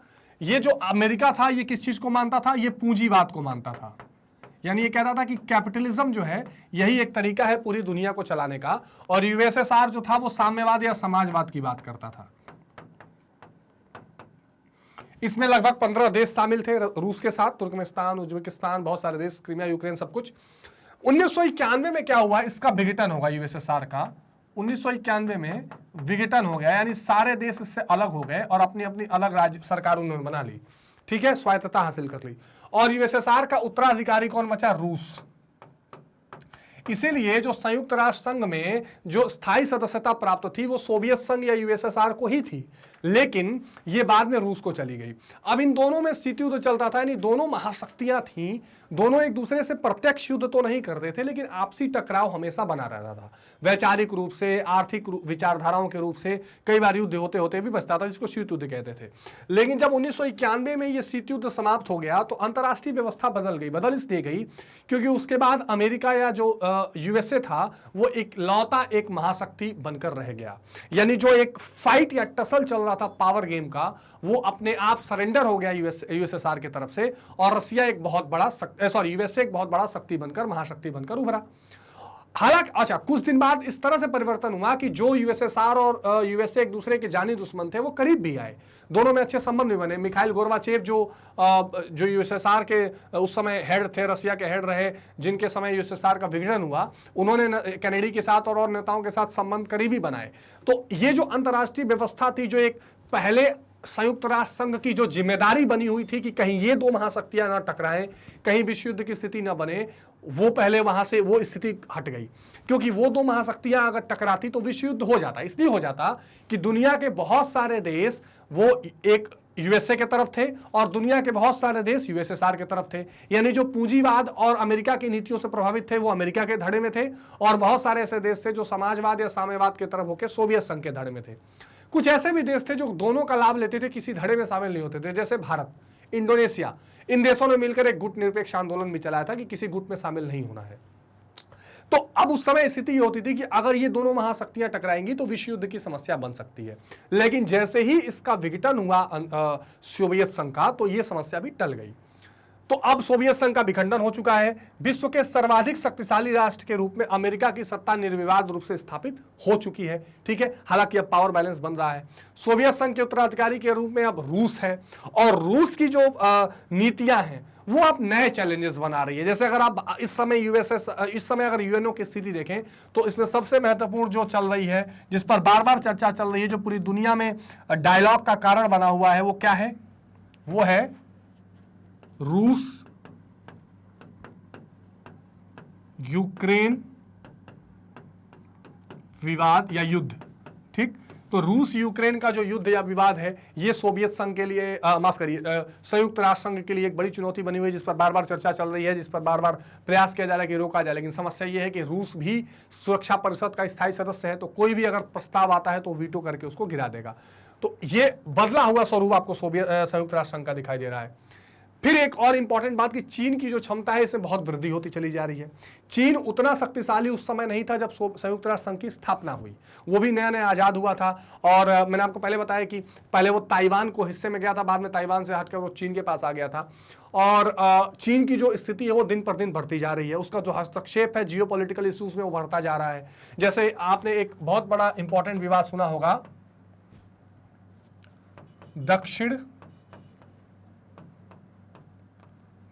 चीन सागर विवाद यानी साउथ चाइना सी डिस्प्यूट, जिसमें क्या होता है कि चीन के नीचे जो समुद्री इलाका है उस पर ज्यादा से ज्यादा अधिकार या अपना कब्जा चीन दर्शाने का प्रयास करता है, और जितने साउथ ईस्ट एशिया के नेशंस हैं वो सारे देश जो है इसका विरोध करते हैं। तो संयुक्त राष्ट्र के सामने एक बड़ी चुनौती है कि कैसे उस स्थिति को डील किया जाए। फिर चीन और ताइवान का विवाद, ये बार बार देखने के लिए मिलता है। जापान और चीन के बीच में जो एक तरह से कह सकते हैं तनाव है वो देखने के लिए मिलता है। और एक बार फिर से जो संयुक्त राष्ट्र संघ की भूमिका है वो वहां पर दिखाई पड़ती है। एशियाई राष्ट्रों की अर्थव्यवस्था का क्रमशः विकास और विस्तार, आपने सुना होगा आसियान, ठीक है। आसियान क्या है? Association of east Asian nation है, ठीक, जिसमें लगभग 10 देश हैं। अब ये जो 10 देश हैं, अब मैंने आपको जब एक चैप्टर पॉलिटिकल साइंस का ही पढ़ाया था कि सत्ता के वैकल्पिक केंद्र, उसमें मैंने आसियान की चर्चा की थी कि संयुक्त राष्ट्र संघ जिस तरह की भूमिका निभा रहा है उससे इतर आसियान भी एक बहुत बड़ा संघ, जैसे नाटो है, इसी तरह यूरोपियन संघ है, इसी तरह आसियान भी बनकर उभरा है। तो इन देशों की जो अर्थव्यवस्थाएं हैं वो धीरे धीरे बढ़ रही हैं। इसके अलावा भारत जो एशिया का भाग है, जो आसियान का हिस्सा नहीं है, ठीक है, एशिया के चीन, जापान, इन देशों की क्या है अर्थव्यवस्थाएं तेजी से बढ़ रही हैं, इनकी दावेदारी भी तेजी से बढ़ रही है। मैंने G4 देशों की चर्चा की जिसमें भारत और जापान दोनों शामिल है, जो ये कहते हैं कि सुरक्षा परिषद में सुधार होना चाहिए, सुरक्षा परिषद में स्थायी सदस्यता भारत को भी मिलनी चाहिए, जापान को भी मिलनी चाहिए। तो अब ये जो स्थितियां हैं ये बार बार संयुक्त राष्ट्र संघ के सामने नई तरह की एक तरह से कह सकते हैं कि चुनौतियों को लेकर आते हैं। देखिए 1991 के आसपास तक, जब तक कि सोवियत संघ का विघटन नहीं हुआ था, संयुक्त राष्ट्र संघ के सामने गिनी चुनी चुनौतियां थी। उस समय क्या था कि पूरी दुनिया ने लगभग यूएसएसआर या अमेरिका को अपना बॉस स्वीकार किया हुआ था, ज्यादातर देश। तो अलग अलग विवाद बहुत कम दिखाई पड़ते थे, और अगर पड़ता भी था तो चीन माफ करिए अमेरिका और यूएसएसआर अपने लेवल पे ही उसको सॉल्व कर लिया करते थे। लेकिन जब से यूएसएसआर का विघटन हो गया और सभी देश अपनी स्वायत्तता लेकर आगे बढ़े और अमेरिका एक सुपर पावर बन गया, तो बहुत सारी छोटी छोटी चुनौतियां संयुक्त राष्ट्र संघ के सामने हैं जिसे उसे देखनी पड़ती है। विश्व के समक्ष आज गंभीर समस्याएं जैसे कि पर्यावरण, प्रदूषण, आतंकवाद, जातीय संघर्ष, परमाणु प्रसार, महामारी, जलवायु परिवर्तन शामिल है। अच्छा, मैंने आपको जो पॉजिटिव निगेटिव डिस्कस किए थे कि भारत को क्यों मिलनी चाहिए सुरक्षा परिषद में स्थायी सदस्यता, उसमें एक पॉइंट मैं आपसे बताना भूल गया, आतंकवाद। यह भी इंपॉर्टेंट पॉइंट है, क्योंकि संयुक्त राष्ट्र संघ ये मानता है कि पूरी दुनिया से टेररिज्म का सफाया होना चाहिए, पूरी दुनिया में आतंकवाद नहीं फैलना चाहिए, और भारत इसमें सबसे बड़ी आवाज उठाता है। कोई ये कह नहीं सकता कि भारत की जमीन पर कभी आतंकवाद के लिए इस्तेमाल किया गया है। तो इसलिए भी हमारी दावेदारी बनती है कि हम टेररिज्म को लेकर उतना ही सीरियस हैं जितना संयुक्त राष्ट्र संघ चाहता है। तो हम सुरक्षा परिषद के स्थायी सदस्य होने चाहिए ताकि इसमें और सक्रिय भूमिका निभा सकें। तो ये जो जातीय संघर्ष, यानी कि आप देखते हैं कि जो कास्ट का कॉन्फ्लिक्ट है, परमाणु प्रसार, जलवायु परिवर्तन, ये क्या है, एक इंपॉर्टेंट चैलेंजेस हैं जो आज क्या कर रहा है संयुक्त राष्ट्र झेल रहा है। और उसकी जो अलग अलग एजेंसियां हैं जैसे यूनिसेफ है, WHO है, ठीक है, वर्ल्ड के जितने बड़े बड़े ये फोरम्स हैं, ये सब जो प्रयास कर रहे हैं क्या करने के लिए, पूरी दुनिया में अंतर्राष्ट्रीय समस्याओं को सॉल्व करने के लिए, उसमें संयुक्त राष्ट्र संघ के सामने नई चुनौतियां, साइबर क्राइम जैसी नई चुनौतियां आई हैं। तो जो भूमिका संयुक्त राष्ट्र संघ की आज से 30 साल 40 साल पहले थी या संस्थापना के समय थी, अब वो भूमिकाएं बदल रही हैं, चैलेंजेस नए आ रहे हैं। ठीक है, पहले न्यूक्लियर समस्या उतनी बड़ी नहीं थी, अब बहुत बड़ी हो रही है, और स्वास्थ्य और क्लाइमेट चेंज एक बहुत बड़ी समस्या है, प्रदूषण एक बहुत बड़ी समस्या है। तो इससे भी संयुक्त राष्ट्र संघ को निपटने के लिए तैयार रहना पड़ेगा, और संयुक्त राष्ट्र संघ लगातार इस ओर में प्रयास करता है। संयुक्त राष्ट्र की गतिविधियों और उसके प्रभावशाली सदस्यों द्वारा दिए गए सुझावों के संदर्भ में ऐसा महसूस किया जाता रहा है कि 21वीं शताब्दी में इसे अपेक्षाकृत अधिक विकसित भूमिका का निर्वाह करना पड़ेगा। बिल्कुल, इसमें कोई दो राय नहीं है। It has been predicted that United Nations has a wider role to play.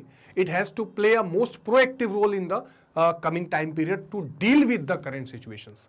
जो आज की नई समस्याएं हैं उसको सुविधाजनक तरीके से सॉल्व करने के लिए ज्यादा मजबूती से काम करना पड़ेगा। दूसरा, इसमें आप एक पॉइंट और ऐड कर सकते हैं अपने आंसर्स में कि कहीं ना कहीं संयुक्त राष्ट्र संघ की जो रिजोल्यूशंस हैं या संयुक्त राष्ट्र संघ के द्वारा जो दिए गए ऑर्डर्स हैं उसे इंप्लीमेंट करवाने के और नए तरीके अपनाने चाहिए। मतलब जैसे मान लीजिए अगर संयुक्त राष्ट्र संघ ने यह कह दिया कि रशिया को यूक्रेन पर हमला नहीं करना चाहिए, तो कुछ ऐसे मैकेनिज्म होने चाहिए कि रशिया उसे मानने पर मजबूर हो। यानी जिस देश या जिस समस्या के लिए जो संयुक्त राष्ट्र संघ अपना पास करे रेजोल्यूशन, वो बाध्यकारी कहीं भी हो, ऐसा भी एक प्रोग्राम या ऐसा भी एक मैकेनिज्म संयुक्त राष्ट्र संघ को बनाना चाहिए। और सभी विद्वानों का और सभी लोगों का यह मानना है कि 21वीं सदी में संयुक्त राष्ट्र संघ को और ज्यादा विकसित और ज्यादा बड़े संदर्भ में अपना रोल प्ले करने की जरूरत पड़ेगी, क्योंकि समस्याएं नए तरीके की हैं और बहुत ज्यादा डाइवर्सिफाइड या कह सकते हैं कि अलग अलग तरीके की हैं।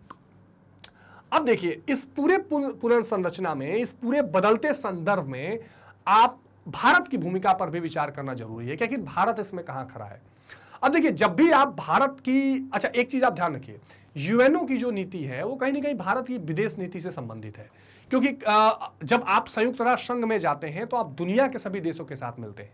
आप दुनिया के देशों के सामने अपने उन पॉलिसीज, अपने उन बिलीफ्स या थॉट्स को प्रस्तुत करते हैं जो आप दुनिया के बारे में मानते हैं। तो सबसे पहले तो भारत पूरी दुनिया में अपनी संस्कृति में कहता रहा है क्या, वसुधैव कुटुंबकम, यानी there is the world is like a global village. हम पूरी दुनिया को एक गांव मानते हैं, इसका मतलब हम सबको अपना भाई मानते हैं। इसका मतलब ये कि हम सबके साथ सामंजस्य बैठाकर रहना चाहते हैं। और ये सामंजस्य बैठेगा कैसे, तो सबसे महत्वपूर्ण है पीस, यानी शांति। तो भारत हमेशा शांति का पक्षधर रहा है। भारत ने हमेशा किस चीज की वकालत की है कि हम किसी को छेड़ेंगे नहीं, छेड़ेगा तो छोड़ेंगे नहीं। इसलिए हमने एनपीटी पर साइन करने से मना कर दिया।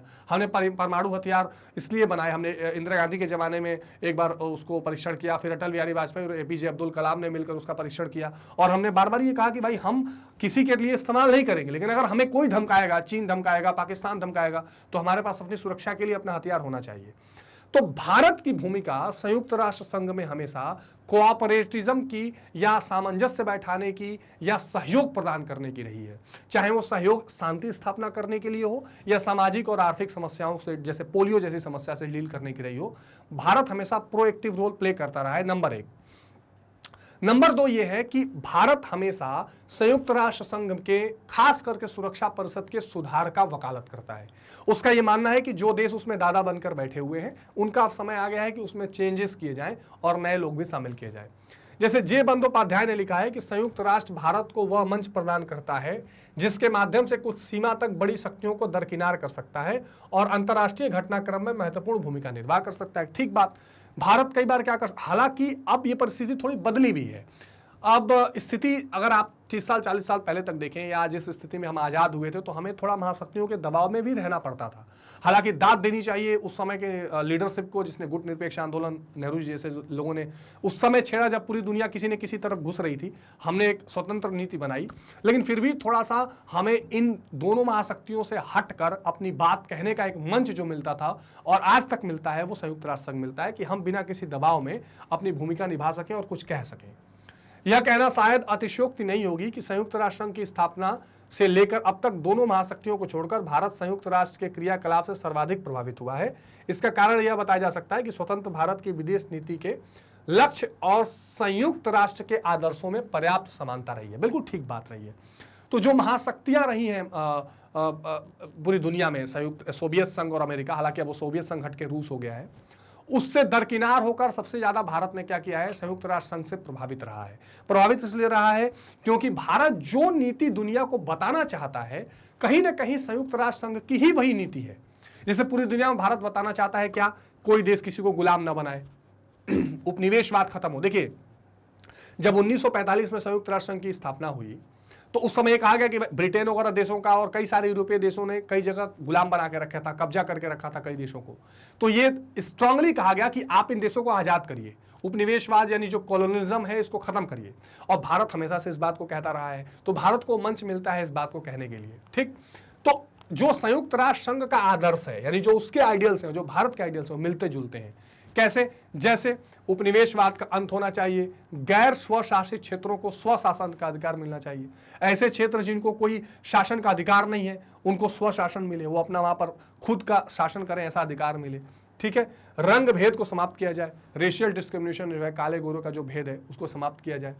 अविकसित राष्ट्रों के आर्थिक विकास के विमान में विकसित राष्ट्रों को मदद करनी चाहिए। बिल्कुल ठीक बात, इसकी वकालत संयुक्त राष्ट्र संघ भी कहता है कि भाई जो विकसित राष्ट्र नहीं है, जो खास करके जब ये संयुक्त राष्ट्र संघ बनाया गया उसी समय, आगे भी चर्चा करेंगे, विश्व बैंक और अंतर्राष्ट्रीय मुद्रा कोष जैसी भी चीजें आई, जिसमें यह कहा गया कि भाई जो international bank for reconstruction and development ही रखा गया उसका नाम, ताकि जो देश बर्बाद हुए या गरीब है उनको सहायता प्रदान की जाए। तो भारत इसका हमेशा पक्षधर रहा है और संयुक्त राष्ट्र संघ ने भी इस आइडियल्स को, इन आदर्शों को माना है। इसलिए संयुक्त राष्ट्र संघ और भारत के जो आप कह सकते हैं आइडियल्स हैं उसमें बहुत समानता है और ये भारत के बात को और स्ट्रांगली रखने में हेल्प करता है। तो ये एक बहुत बड़ी बात देखने को मिलती है जो बहुत इंपॉर्टेंट है। और सबसे महत्वपूर्ण बात, अंतर्राष्ट्रीय शांति और सुरक्षा को बनाए रखना ये भारत की सबसे महत्वपूर्ण प्राथमिकता है। ठीक है, यानी भारत सबसे ज्यादा शांति का पक्षधर है। अब इस बात को भारत कहे कहां, तो इसलिए संयुक्त राष्ट्र संघ का जो मंच है वो उसको सबसे अच्छा मंच प्रोवाइड करता है। और अगर मान लीजिए भारत के ऊपर कोई आरोप लगता है कि आपने परमाणु हथियार रखे हैं, ये है, ऐसा है, वैसा है, उसका एक्सप्लेनेशन देने के लिए भी मंच जो है वो संयुक्त राष्ट्र संघ का भारत इस्तेमाल करता रहा है। भारत आतंकवाद के खिलाफ लगातार संयुक्त राष्ट्र संघ में अपनी आवाज उठाता रहा है।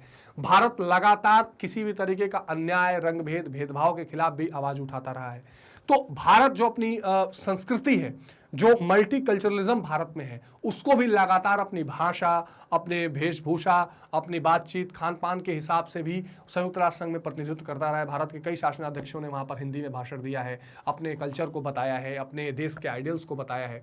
तो संयुक्त राष्ट्र संघ भारत को एक बहुत ही बढ़िया मंच प्रोवाइड करता है जहां पर भारत अपने उन आदर्शों को परिलक्षित करता है जो आदर्श वो दुनिया को बताना चाहता है। और संयोग से और ये सारे आदर्श संयुक्त राष्ट्र संघ के आदर्शों से भी मेल खाते हैं। तो भारत कहीं ना कहीं संयुक्त राष्ट्र संघ के आप कह सकते हैं कि आवाज में आवाज मिलाता है। और इसलिए यह भी एक बहुत बड़ा वैलिड रीजन बनता है कि भारत इस बात की दावेदारी करता है कि उसे सुरक्षा परिषद में स्थायी सदस्यता मिलनी चाहिए। ठीक है, क्योंकि भारत के आदर्श जो है, जैसे लोकतंत्र की स्थापना, उपनिवेशवाद का खात्मा, आतंकवाद के खिलाफ आवाज उठाना, संस्थापक सदस्य होना, ये सब संयुक्त राष्ट्र संघ के ही आइडियल्स हैं। तो भारत कहता है कि अगर मेरे विचार, अगर मेरी भावना इतनी मिलती है संयुक्त राष्ट्र संघ से, तो हम उसके स्थायी सदस्य क्यों नहीं है।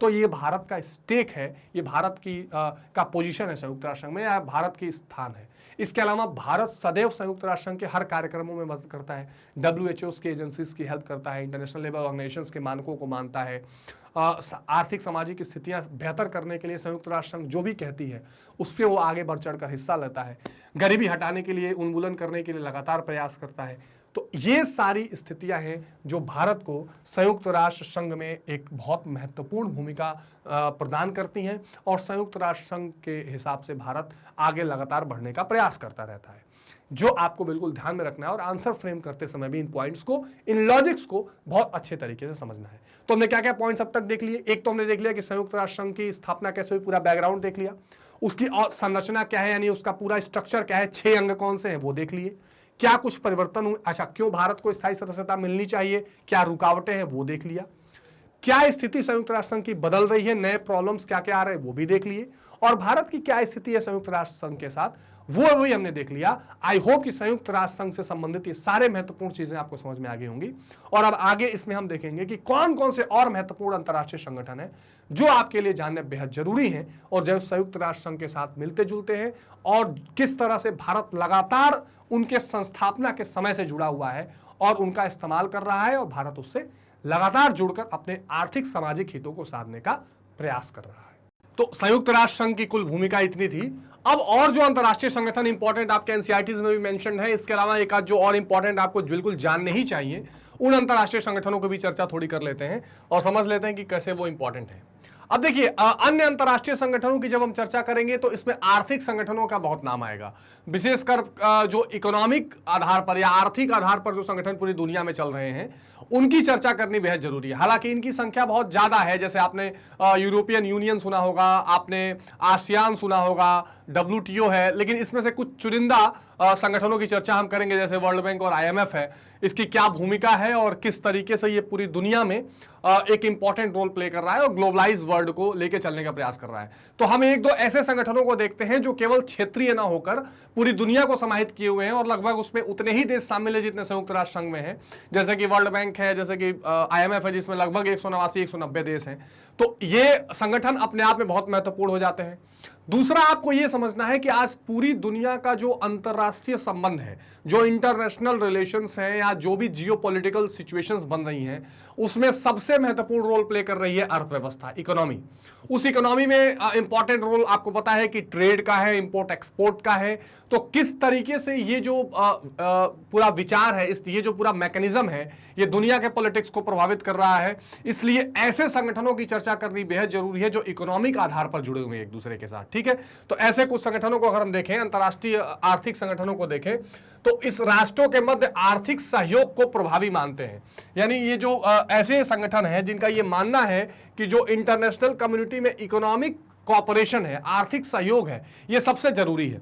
और हो भी रहा है। आप कोई भी डायलॉग देख लीजिए, G7 देख लीजिए, G20 देख लीजिए, वर्ल्ड इकोनॉमिक फोरम देख लीजिए, या आसियान, दक्षेस, जितने भी संगठन हैं, हर जगह जो WTO जो एजेंडा रहता है बातचीत का, वो सबसे मेन एजेंडा रहता है इकोनॉमिक डेवलपमेंट, या आप कह सकते हैं कि इकोनॉमिक जो व्यापार है, इसके अलावा लेन देन है, पॉलिसीज है, इस पर सबसे प्रमुखता से बात की जाती है। हाँ, और भी सामरिक इशूज रहते हैं, इंटरनेशनल इशूज रहते हैं, लेकिन इकोनॉमिक सहयोग सबसे महत्वपूर्ण है। तो ये जो आर्थिक सहयोग को प्रभावी मानते हैं, ऐसे आर्थिक संगठन देखने को आपको मिलेंगे। इस प्रकार की गैर राजनीतिक सहयोगी व्यवस्थाएं समय के अंतराल के साथ राजनीतिक एकीकरण में भी सहयोगी होती हैं। ये बहुत इंपॉर्टेंट लाइन है, ध्यान से समझिएगा। Although these institutions are completely non-political in nature, but that tends to influence the political nature and political relations among the countries। इसका मतलब ये होता है कि भाई ये जो संगठन दिखाई पड़ रहे हैं आपको, जो आर्थिक आधार पर बनाए गए हैं, जो गैर राजनीतिक हैं, लेकिन इनका इंपॉर्टेंस इतना बढ़ जाता है कि धीरे धीरे ये पॉलिटिकल चीजों को भी प्रभावित करने लगते हैं, यानी राजनीतिक चीजों को भी प्रभावित करने लगते हैं। ये बड़ी महत्वपूर्ण बात है। यूरोपीय यूनियन, जैसे इसमें एक खास संगठन का अगर आप नाम देखें, यूरोपीय यूनियन इसमें बहुत प्रमुखता से शामिल है, ठीक है। इसके अलावा अमेरिकी साझा बाजार, दक्षिण पूर्व एशियाई राष्ट्र संगठन जिसको आप आसियान कहते हैं, association of south east Asian Nations, जिसकी मैंने कल अभी चर्चा भी की थी सेशन में, पेट्रोल निर्यातक देशों का संगठन जिसको ओपेक कहा जाता है। ये ऐसे संगठन हैं जो आपस में लोगों को आर्थिक आधार पर जोड़ते हैं, परंतु इनका धीरे धीरे राजनीतिक महत्व भी बढ़ता जाता है। इसके अलावा जो कुछ महत्वपूर्ण, जैसे कि विश्व व्यापार संगठन, जैसे वर्ल्ड बैंक, जैसे IMF, ऐसे कुछ संगठन हैं जिसकी चर्चा आज हम करेंगे और समझने का प्रयास करेंगे कि कैसे ये जो संगठन हैं ये पूरी दुनिया में एक महत्वपूर्ण जियोपॉलिटिकल रोल प्ले कर रहे हैं। अब सबसे पहले हम इसमें देखते हैं किसको, अंतरराष्ट्रीय मुद्रा कोष, इंटरनेशनल मॉनेटरी फंड को। अब देखिए, आपसे मैंने अभी चर्चा की, कुछ इंपॉर्टेंट जिन डेट्स की हम चर्चा कर रहे थे कि 1945 में किसकी स्थापना की गई जी, यूएनओ की स्थापना की गई, ठीक। इसके पहले जो इंपॉर्टेंट कालखंड चल रहा था 1939 से 1944 के आसपास तक, ये क्या चल रहा था, सेकेंड वर्ल्ड वॉर। एक और महत्वपूर्ण बात घटी थी 1929 से, ध्यान से समझिएगा फिर बैकग्राउंड समझ में आ जाएगा। 1929 से 1933 तक पूरी दुनिया में क्या चल रहा था, आर्थिक मंदी, ठीक। आर्थिक मंदी का काम चल रहा था, और आर्थिक मंदी में इसके जो अर्थव्यवस्था के नियम कानून पहले बताए जा रहे थे, उसमें जो क्लासिकल अप्रोच था, परंपरावादी सिद्धांत था, जिसमें मार्शल शामिल थे, जिसमें एडम स्मिथ शामिल थे, इसमें इन लोगों का यह कहना था कि भाई अर्थव्यवस्था जो है अपने आप को सुदृढ़ कर लेती है, डिमांड जो है, सप्लाई जो है अपना डिमांड खुद क्रिएट कर लेगा, अर्थव्यवस्था कभी घटेगी नहीं, सब कुछ बढ़िया चलता रहेगा, पूर्ण रोजगार की स्थिति बनी रहेगी। यह सिद्धांत धराशायी हो गया और 1929 में अचानक पूरी दुनिया में मंदी आ गई। इसके कई रीजन है, इसकी अलग चर्चा करेंगे एक बार। और उसके बाद से कीन्स का सिद्धांत आपको पता है कि निकल कर आया और उन्होंने कहा कि हस्तक्षेप की जरूरत है, और वो एक पूरा इकोनॉमिक टर्म्स है। तो ये आर्थिक मंदी जब आई थी, तो अब ये 1945 में यूएनओ की स्थापना तो कर दी गई। जब यूएनओ की स्थापना कर दी गई तो पूरी दुनिया बैठी, और 1944 में एक कॉन्फ्रेंस हुआ जिसको हम कहते हैं Bretton Woods conference. Bretton woods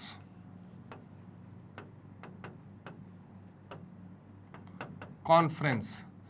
ये जो ब्रेटन वुड कॉन्फ्रेंस हुआ, ब्रेटन वुड्स एक शहर है अमेरिका में, यहां पर 1944 में दुनिया के लगभग 44 देश बैठे, और उन्होंने क्या किया, एक नतीजे पर पहुंचे।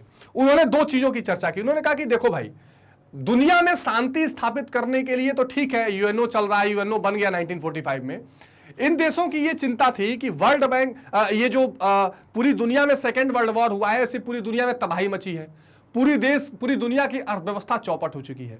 दूसरा, 1933 का मंदी अभी अभी बीता है, इसलिए पूरी दुनिया में कुछ ऐसी संस्था भी होनी चाहिए जो आर्थिक आधार पर भी एक स्थिरता बनाए रखे। ध्यान से समझिएगा, इन्होंने कहा कि यस यूएनओ तो ठीक है, चल रहा है, पॉलिटिकल सिचुएशंस को वो मेंटेन करेंगे, 1945 में बन गया वो, ठीक है, लीग ऑफ नेशन पहले से चला आ रहा था। उन्होंने कहा एक आर्थिक स्तंभ भी होना चाहिए, कुछ ऐसी संस्थाएं भी होनी चाहिए जो पूरी दुनिया में जो गरीब और अमीर देशों की खाई है उसको मिटा सकें, जो द्वितीय विश्व युद्ध से पूरी दुनिया में बर्बादी आई है उसको रिकंस्ट्रक्शन कर सकें और मंदी जैसी सिचुएशन से उबरने का उपाय ला सके। और ये बेहद सक्सेसफुल भी रहा, मैं भी चर्चा करूंगा क्यों। तो यहां से इस ब्रेटन वुड कॉन्फ्रेंस से दो संस्थाओं का जन्म हुआ। किसका? एक तो जन्म हुआ वर्ल्ड बैंक का, वर्ल्ड बैंक जिसको आप कहते हैं विश्व बैंक, ठीक है, बाद में विश्व बैंक संगठन बनता चला गया। और दूसरी संस्था बनी आईएमएफ, जिसको आप कहते हैं अंतरराष्ट्रीय मुद्रा कोष, इंटरनेशनल मॉनेटरी फंड। ये दो संस्थाएं 1944 में जन्म इनका होता है और ये ब्रेटन वुड्स कॉन्फ्रेंस के बाद ये जन्म इनका हुआ। ठीक, ये समझ में आ गई बात। अब ये वर्ल्ड बैंक और आईएमएफ आज की डेट में दुनिया का सबसे बड़ा आप कह सकते हैं कि एक आर्थिक समूह आप कह सकते हैं या आर्थिक मंच है, क्योंकि लगभग इसमें 189 सदस्य हैं, 189 मेंबर्स हैं, ठीक है। और इन मेंबर कंट्रीज में जो भी आर्थिक समस्याएं आती हैं उन आर्थिक समस्याओं से डील करना, आर्थिक स्थिरता बनाए रखना, दुनिया भर के देशों में जो भुगतान संतुलन की समस्याएं पैदा होती हैं, क्या है अभी समझ लेंगे, उन समस्याओं से डील करना और इमरजेंसी की सिचुएशन और इस तरह की किसी भी मंदी से अगर कोई देश गुजर रहा है तो उसको मदद करना और उसको बढ़ावा देना, ये इन संस्थाओं का काम है। भारत ने भी कई बार विश्व बैंक और आईएमएफ की शरण ली है और उससे सहायता प्राप्त की है और दुनिया भर के देश इसकी सहायता से आगे बढ़ते चले गए हैं। इसमें कहीं कोई दो राय नहीं है कि ये वर्ल्ड बैंक और आईएमएफ यानी विश्व बैंक और अंतर्राष्ट्रीय मुद्रा कोष एक सफल संस्था के रूप में चलती रही है।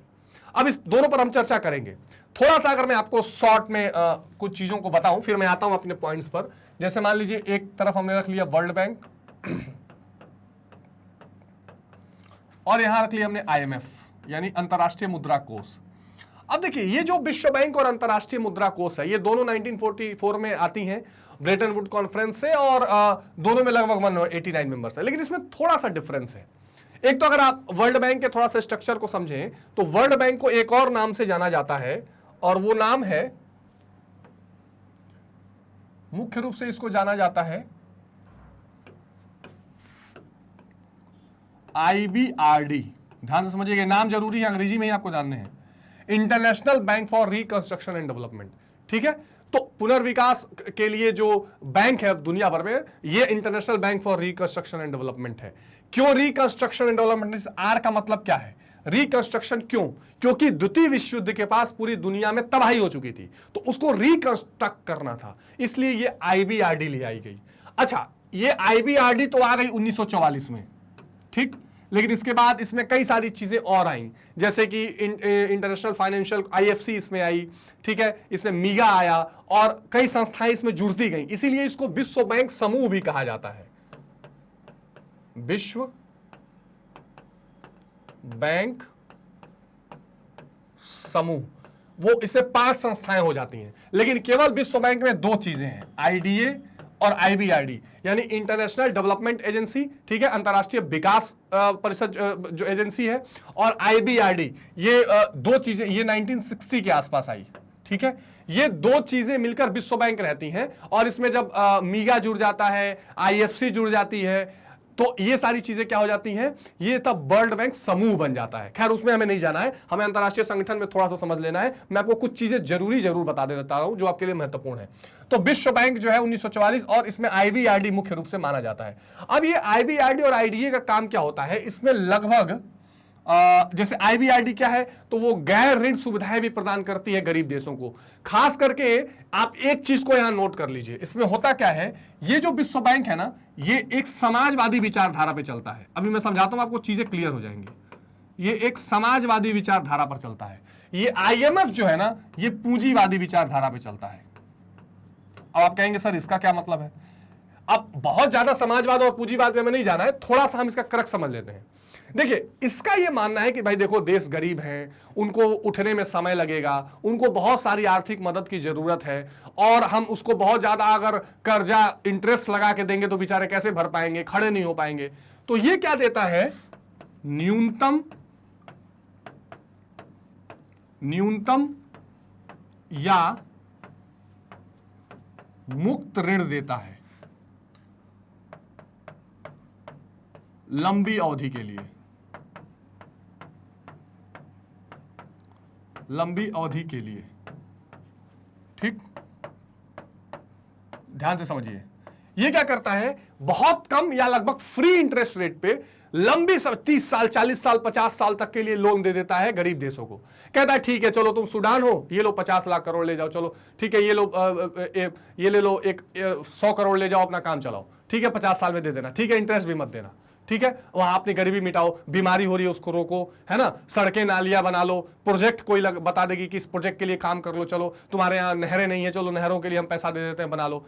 ये बेचारा थोड़ा समाजवादी वाला आदमी है। वर्ल्ड बैंक ये कहता है नहीं नहीं, ये दान खाता है यहां से। अच्छा, ये कोई इमरजेंसी पैसा नहीं देगा, जैसे मान लीजिए आपके यहाँ कोई बाढ़ आ गई, इमरजेंसी आ गई, तो कहेगा नहीं नहीं, ये इमरजेंसी के लिए ये तुमको जो रोना गाना धोना है, IMF के पास जाओ, हम ये सब काम नहीं करते हैं। हाँ, तुम्हारा जो लंबे समय की जो समस्याएं हैं, जो कुछ लंबे अवधि में तुम ठीक ठाक कर सकते हो, वो हमसे ले जाओ पैसा। ये नहीं कि 100 रुपया घट गया तो मेरे पास चले आए, आज इमरजेंसी आ गई मैं परेशान हूं तो चले आए, नहीं नहीं, ये सब मैं काम नहीं करूंगा। इसके लिए ये IMF बैठा है। तो ये IMF क्या है, बेचारा बड़ा चालाक आदमी है। ये कहता है आ जाओ मेरे पास, काटता हूं मैं। ये क्या करता है, ये पूंजीवादी है, कहेगा भैया ठीक है, रोना धोना अपनी जगह है, समस्या अपनी जगह है, मेरे पास आओगे तो भैया पहले तो इंटरेस्ट लूंगा मैं, ठीक, और इंटरेस्ट के साथ साथ जैसा मैं कहूंगा वैसा करूंगा। ये देता है बेल आउट पैकेज। अब ये सब महत्वपूर्ण जानकारियां आप समझ लीजिए, अक्सर आप सुनते होंगे बेल आउट पैकेज क्या है सर। अभी श्रीलंका की हालत खराब थी तो बेल आउट पैकेज लेने गया था, हम भी यहां पर गए थे। हम कब गए थे, 1990-91 में, जब पूरी तरह दिवालिया हो गए थे। अब देखिए, भारत को विश्व बैंक ने बहुत सारे लोन दिए हैं, चलो ले जाओ, ये विद्युत परियोजना बना लो, कंपनी लगा लो। लेकिन जब 1990 में अर्थव्यवस्था डूबने लगी हमारी, आपने अर्थव्यवस्था ये सुना होगा कि हमारी नई आर्थिक नीति आई थी और नरसिम्हा राव प्रधानमंत्री थे, मनमोहन सिंह वित्त मंत्री थे, और हमारी अर्थव्यवस्था बिल्कुल खराब हो गई थी, 15 दिन के लिए पैसा बचा था, अर्थव्यवस्था डूब रही थी। तब हम विश्व बैंक के पास नहीं गए, तब हम मेनली IMF के पास गए। $7 बिलियन का लोन समय मिला था, और इन्होंने बेल आउट पे। अब ये क्या कहता है, ये कहता है देखो भैया, एक तो टाइम लिमिट के हिसाब से लोन दूंगा, इंटरेस्ट भी चार्ज करूंगा, दूसरा ये आर्थिक नीतियों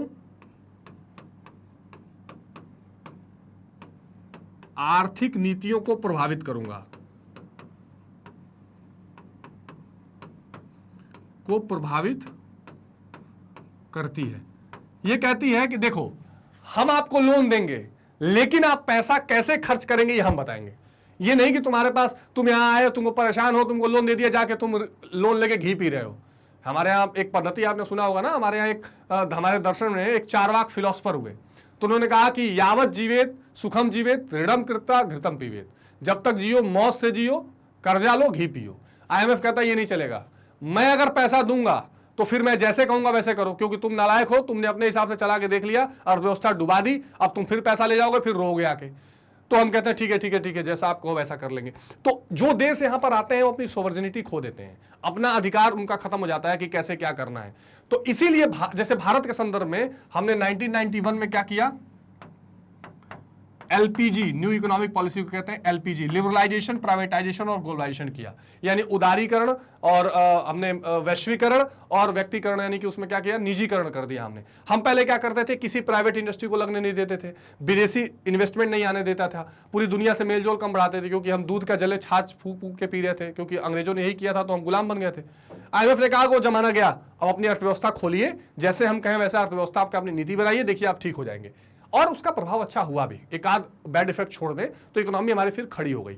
ठीक है, तो इस तरह जो ये IMF होता है, ये जो कर्जा देता है वो एक इंटरेस्ट के साथ जिसका एक लागत होती है, और अपनी आर्थिक नीतियों को प्रभावित करवा के और नियम और शर्तों के साथ देता है। लेकिन ये जो वर्ल्ड बैंक है बेचारा, ये लंबे लंबे समय के लिए बड़े बड़े प्रोजेक्ट के लिए पैसा देता है। ये कोई अर्थव्यवस्था डूब रही है उसको बचाने के लिए इमरजेंसी वाला काम ये नहीं करता है। तो ये विश्व बैंक और IMF में मेन जो है ये अंतर भी कह सकते हैं या दोनों के पैरेलल काम करने का तरीका कह सकते हैं। ठीक है, दोनों एक साथ ये पैदा हुई। इसका मुख्य काम ये है कि पूरी दुनिया में जो विकास की गति है विकासशील देशों की, जो देश पिछड़ गए हैं उन देशों को लोगों की बराबरी पर लाकर खड़ा किया जाए। जो देश महामारी से, भूखमरी से, गरीबी से परेशान हैं उनको सपोर्ट किया जाए कि वो देश भी ऊपर उठ सके। इस देश का काम क्या है, इस IMF का काम क्या है? ये मुख्य काम इसका है आर्थिक स्थिरता बनाए रखना। आर्थिक स्थिरता ये क्या करती है? ये देखती रहती है कि ठीक है भैया, लोग अपना इकोनॉमी चला रहे हैं, लेकिन कहीं ऐसा तो नहीं है कि कुछ ऐसी नीति बना रहे हैं जिससे उनकी इकोनॉमी फिर डूबेगी। ऐसा तो नहीं कि कोई देश डूबते डूबते खत्म हो रहा है, तो उसको पकड़ के लाने का, उसको बचाने का काम ये IMF करती है। ये इकोनॉमिक स्टेबिलिटी का काम करती है और ये इकोनॉमिक डेवलपमेंट या इकोनॉमिक ग्रोथ को प्रमोट करने का काम करती है। ध्यान से सुनिएगा, दोनों का बहुत इंपॉर्टेंट डिफरेंस और बहुत इंपॉर्टेंट रोल है। ये वर्ल्ड बैंक का काम है कि भाई जो देश गरीब है, जो परेशान है, उनको धीरे से सपोर्ट करते रहो, आगे बढ़ते रहें। इनका काम है कि उस पूरे प्रोसेस में अगर कोई देश डूब रहा है तो उसको बचा लेना। ठीक है, और ऐसी नीतियां बनवाते रहना, ऐसे रिपोर्ट्स देते रहना कि लोगों की आंखें खुली रहे कि आप कैसा चल रहे हैं। जस्ट ठीक है ना। तो वर्ल्ड इकोनॉमिक स्टेबिलिटी रिपोर्ट ये जारी करता है, international economic stability report, global financial outlook वाला रिपोर्ट भी जारी करता है। तो ये रिपोर्ट्स भी देता रहता है जिससे लोगों को पता चलता रहे कि उनकी स्थिति क्या है। और ये क्या है? ये आपको लॉन्ग टर्म सपोर्ट करता रहता है। तो ये दो बहुत महत्वपूर्ण संगठन हैं जो पूरी दुनिया में काम कर रहे हैं, और ये वर्ल्ड बैंक और IMF के नाम पर। IMF की कुछ और जरूरी जानकारी आपको जाननी चाहिए। मैं आपको उद्देश्य वगैरह तो आगे अभी आपको चर्चा करने वाला हूं। यहां पर क्या होता है, एक सिस्टम चलता है, ये बहुत जनरल नॉलेज की चीजें इसलिए मैं आपको ऐड करके बता रहा हूं। यहां पर एक कोटा सिस्टम चलता है। कोटा सिस्टम मतलब किस देश को किस हिसाब से पैसा मिलेगा, किसका कितना उसमें वर्चस्व रहेगा, उसका एक कोटा फिक्स कर दिया जाता है। उसकी अर्थव्यवस्था को देखते हुए, उसकी आर्थिक नीतियों को देखते हुए, उसके व्यापारिक सिचुएशंस को देखते हुए, कितना खुलापन है दुनिया में अंतर्राष्ट्रीय में उसकी अर्थव्यवस्था का, उसको देखते हुए इसका एक कोटा निर्धारित किया जाता है। 2 साल 3 साल पे रिवाइज होता है वो। इस कोटा में सबसे अधिक कोटा अभी अमेरिका को मिला हुआ है। ठीक है, और कोटा के हिसाब से उसको पैसा मिलता है उस देशों को, और वो उसका अधिकार होता है।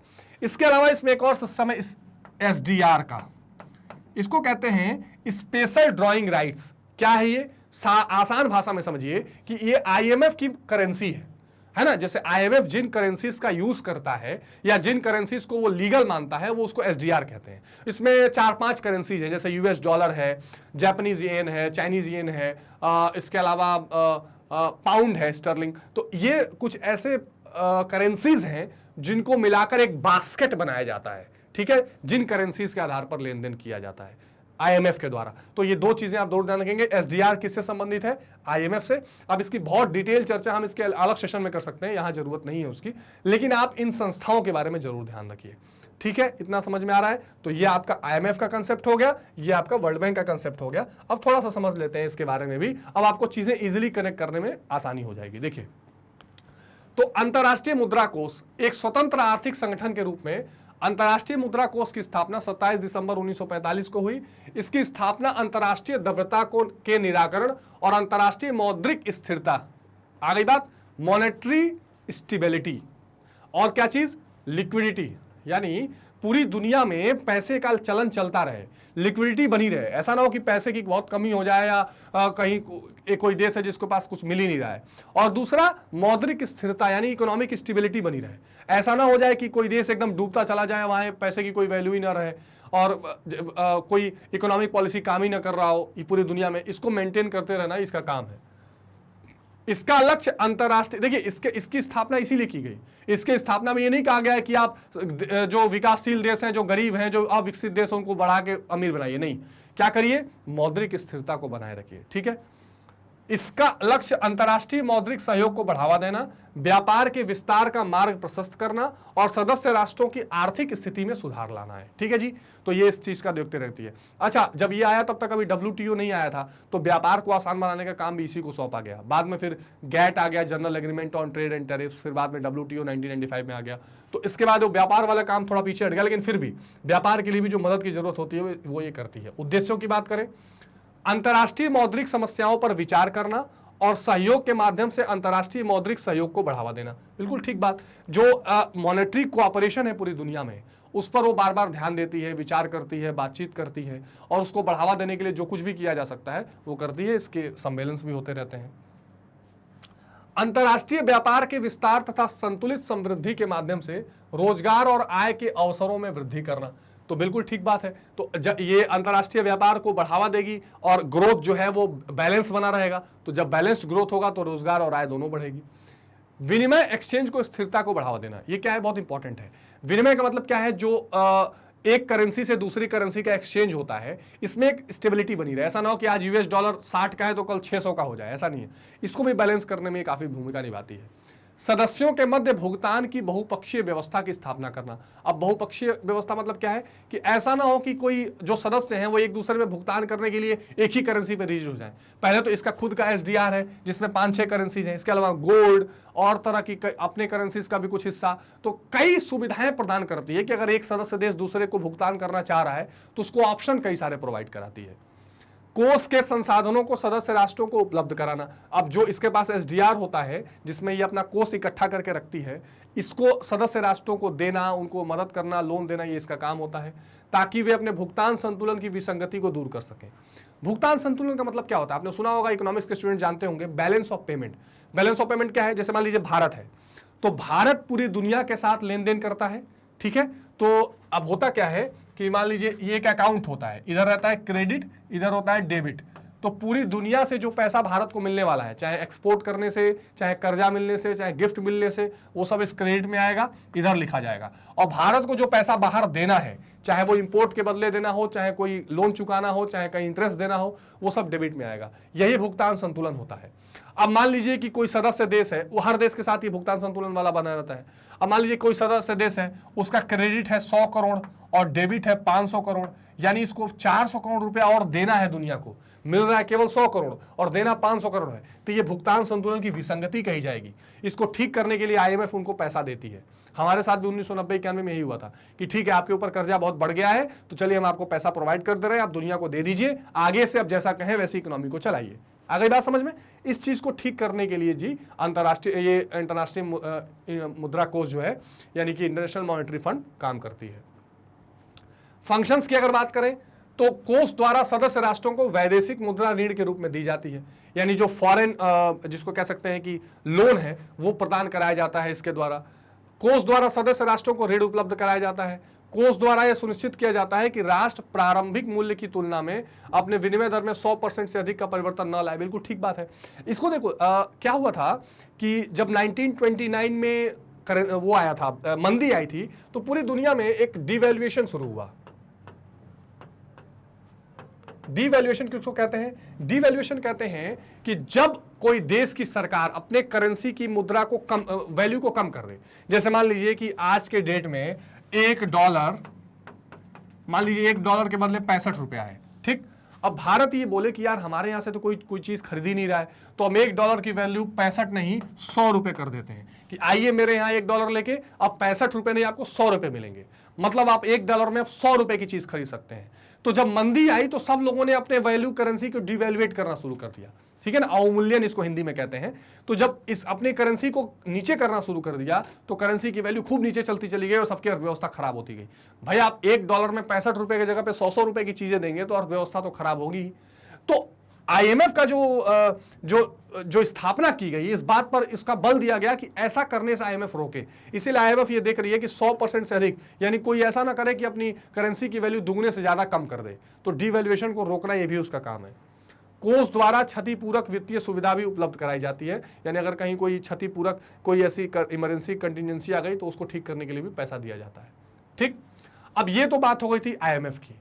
अब आते हैं हम विश्व बैंक, जिसको हम किस नाम से भी जानते हैं, international bank for reconstruction and development, यानी अंतर्राष्ट्रीय पुनर्निर्माण एवं विकास बैंक अथवा विश्व बैंक। तो आईबीआरडी के नाम से भी विश्व बैंक को जाना जाता है, इस बात का आप ध्यान रखेंगे। क्यों आईबीआरडी कहा जाता है, इसकी बात भी मैंने आपको समझाई है।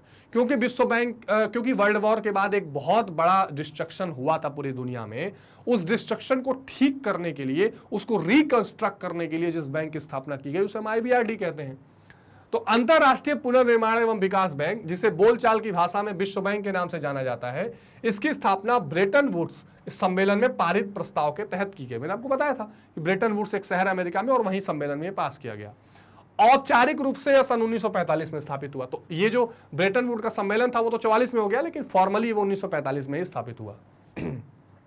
भारत ने ब्रेटन वुड सम्मेलन में भाग लिया था, इसलिए भारत को इसका मौलिक सदस्य माना जाता है। एक ये इंपॉर्टेंट बात है, ध्यान रखिएगा। So India is a founding member. November 1997 से यह संयुक्त राष्ट्र के विशिष्ट अभिकरण के रूप में कार्य करने लगा। अब ये 97 में इसको क्या कर दिया गया, हमने यूनाइटेड नेशन के साथ भी इसको अटैच कर दिया गया कि ये उसके एक अभिकरण या उसके एक एजेंसी के रूप में काम करेगा। इसके सदस्य केवल वे ही राष्ट्र हैं जो अंतर्राष्ट्रीय मुद्रा कोष के सदस्य हैं। अब इसके फंक्शंस देख लीजिए, बड़े महत्वपूर्ण हैं। तो इसके फंक्शंस में मैंने आपको पहले ही बताया था कि जो डेवलपिंग या अंडर डेवलप्ड नेशंस हैं उनको भी खड़ा करके डेवलप्ड नेशंस के तहत ले आना, बराबरी में ले आना, ये इसका सबसे प्रमुख काम है। इसलिए पूरी दुनिया में जो आप कह सकते हैं कि जो अल्पविकसित देश हैं उन देशों में ज्यादा से ज्यादा फंडिंग आपको वर्ल्ड बैंक की दिखेगी। और आप जो अमेरिका का आप देखते हैं कि पूरी दुनिया में एक बोलबाला रहता है, उसका रीजन ये भी है कि वर्ल्ड बैंक और IMF में उसका स्टेक ज्यादा है। और पूरी दुनिया के जो गरीब देश हैं उनको पता है कि अगर हमको वर्ल्ड बैंक वगैरह से कर्जा चाहिए तो अमेरिका का उसमें हस्तक्षेप या अमेरिका का उसमें रोल अहम है, इसलिए अमेरिका का दबदबा बना रहता है। तो इसी को ध्यान में रखकर बैंक राष्ट्रों को ऋण प्रदान करता है। बैंक द्वारा ली जाने वाली ब्याज की दर अत्यंत कम होती है। किस चीज को ध्यान में रखते हुए कि अंतर्राष्ट्रीय मुद्रा कोष के सदस्य होते हैं, और दूसरा ये कि वो गरीबी में जो देश हैं, जो देश अभी डेवलप नहीं कर पाए हैं, वो उन देशों को क्या करना है, लोन देना है। अपने स्थापना के कुछ समय तक बैंक भुगतान संतुलन की समस्या के निराकरण मान्य प्रकार के ऋण उपलब्ध कराता रहा, परंतु हाल के वर्षों में बैंक का दृष्टिकोण उदारवादी हो गया। Very important. तो अब क्या हो गया है, पहले तो क्या करता था कि जो भुगतान संतुलन की समस्या दिखती थी उसके निराकरण के लिए थोड़ा थोड़ा लोन देता रहा, लेकिन बाद में फिर क्या हुआ, बाद में वो उदारवादी हो गया और भी सिचुएशंस को देखते हुए वो लोन देने लगा है। ये इसके प्रमुख कार्यों में शामिल हो गया है। इसके द्वारा आर्थिक समृद्धि के लिए भी तमाम कर्ज दिए गए हैं, इकोनॉमिक ग्रोथ के लिए कर्ज दिए जाते हैं, या परियोजना के निर्माण, ये बहुत महत्वपूर्ण है, जो प्रोजेक्ट्स होते हैं ना उनके निर्माण के लिए काफी लोन देता है। IMF ऐसा नहीं करता है। IMF ये नहीं कहेगा कि आपके यहाँ बांध बनाना है, आपके यहाँ कोई नहरें बनानी है, या आपके यहाँ कोई टनल क्रिएट करना है तो उसके लिए हमसे लोन ले जाइए, कोई मेट्रो प्रोजेक्ट बनाना है तो लोन ले जाइए। वो सब वर्ल्ड बैंक करेगा परियोजना के लिए, टॉयलेट्स बनाने हैं, लेकिन वर्ल्ड बैंक उस तरह के प्रोजेक्ट्स या परियोजनाओं के लिए कर्जा देता है। अब देखिए एक और इंपॉर्टेंट संगठन के बारे में थोड़ा सा देख लेते हैं, महत्वपूर्ण है, और वो है अंतर्राष्ट्रीय व्यापार संगठन, जिसको आप कहते हैं वर्ल्ड ट्रेड ऑर्गेनाइजेशन, विश्व व्यापार संगठन कहते हैं, अंतर्राष्ट्रीय नहीं बल्कि। अब ये देखिए, ये भी एक बहुत इंपॉर्टेंट संगठन उसी दौर में शुरू हुआ। हालांकि इसका जो स्वरूप आज आप देख रहे हैं वो उस दौर में नहीं बना, लेकिन इसका एक कह सकते हैं कि पेरेंट ऑर्गेनाइजेशन पहले बन चुका था। 1945 से 48 के बीच में ये पूरा प्रोसेस चला। अब देखिए एक जब विश्व व्यापार संगठन बना उससे पहले एक ऑर्गेनाइजेशन चलती थी या एक समूह चलता था जिसको हम कहते थे गैट। ठीक है, ठीक है, जिसके बारे में दिया हुआ है general agreement on trade and tariff. हुआ ये कि जब संयुक्त राष्ट्र संघ बन गया, विश्व बैंक बन गया, अंतर्राष्ट्रीय मुद्रा कोष यानी इंटरनेशनल मॉनेटरी फंड बन गया, उसके बाद ये महसूस किया गया कि भैया देखिए शांति स्थापना के लिए UNO है, अंतर्राष्ट्रीय रिकंस्ट्रक्शन के लिए, गरीब देशों के विकास के लिए विश्व बैंक हो गया, और स्थिरता बनाए रखने के लिए IMF हो गया।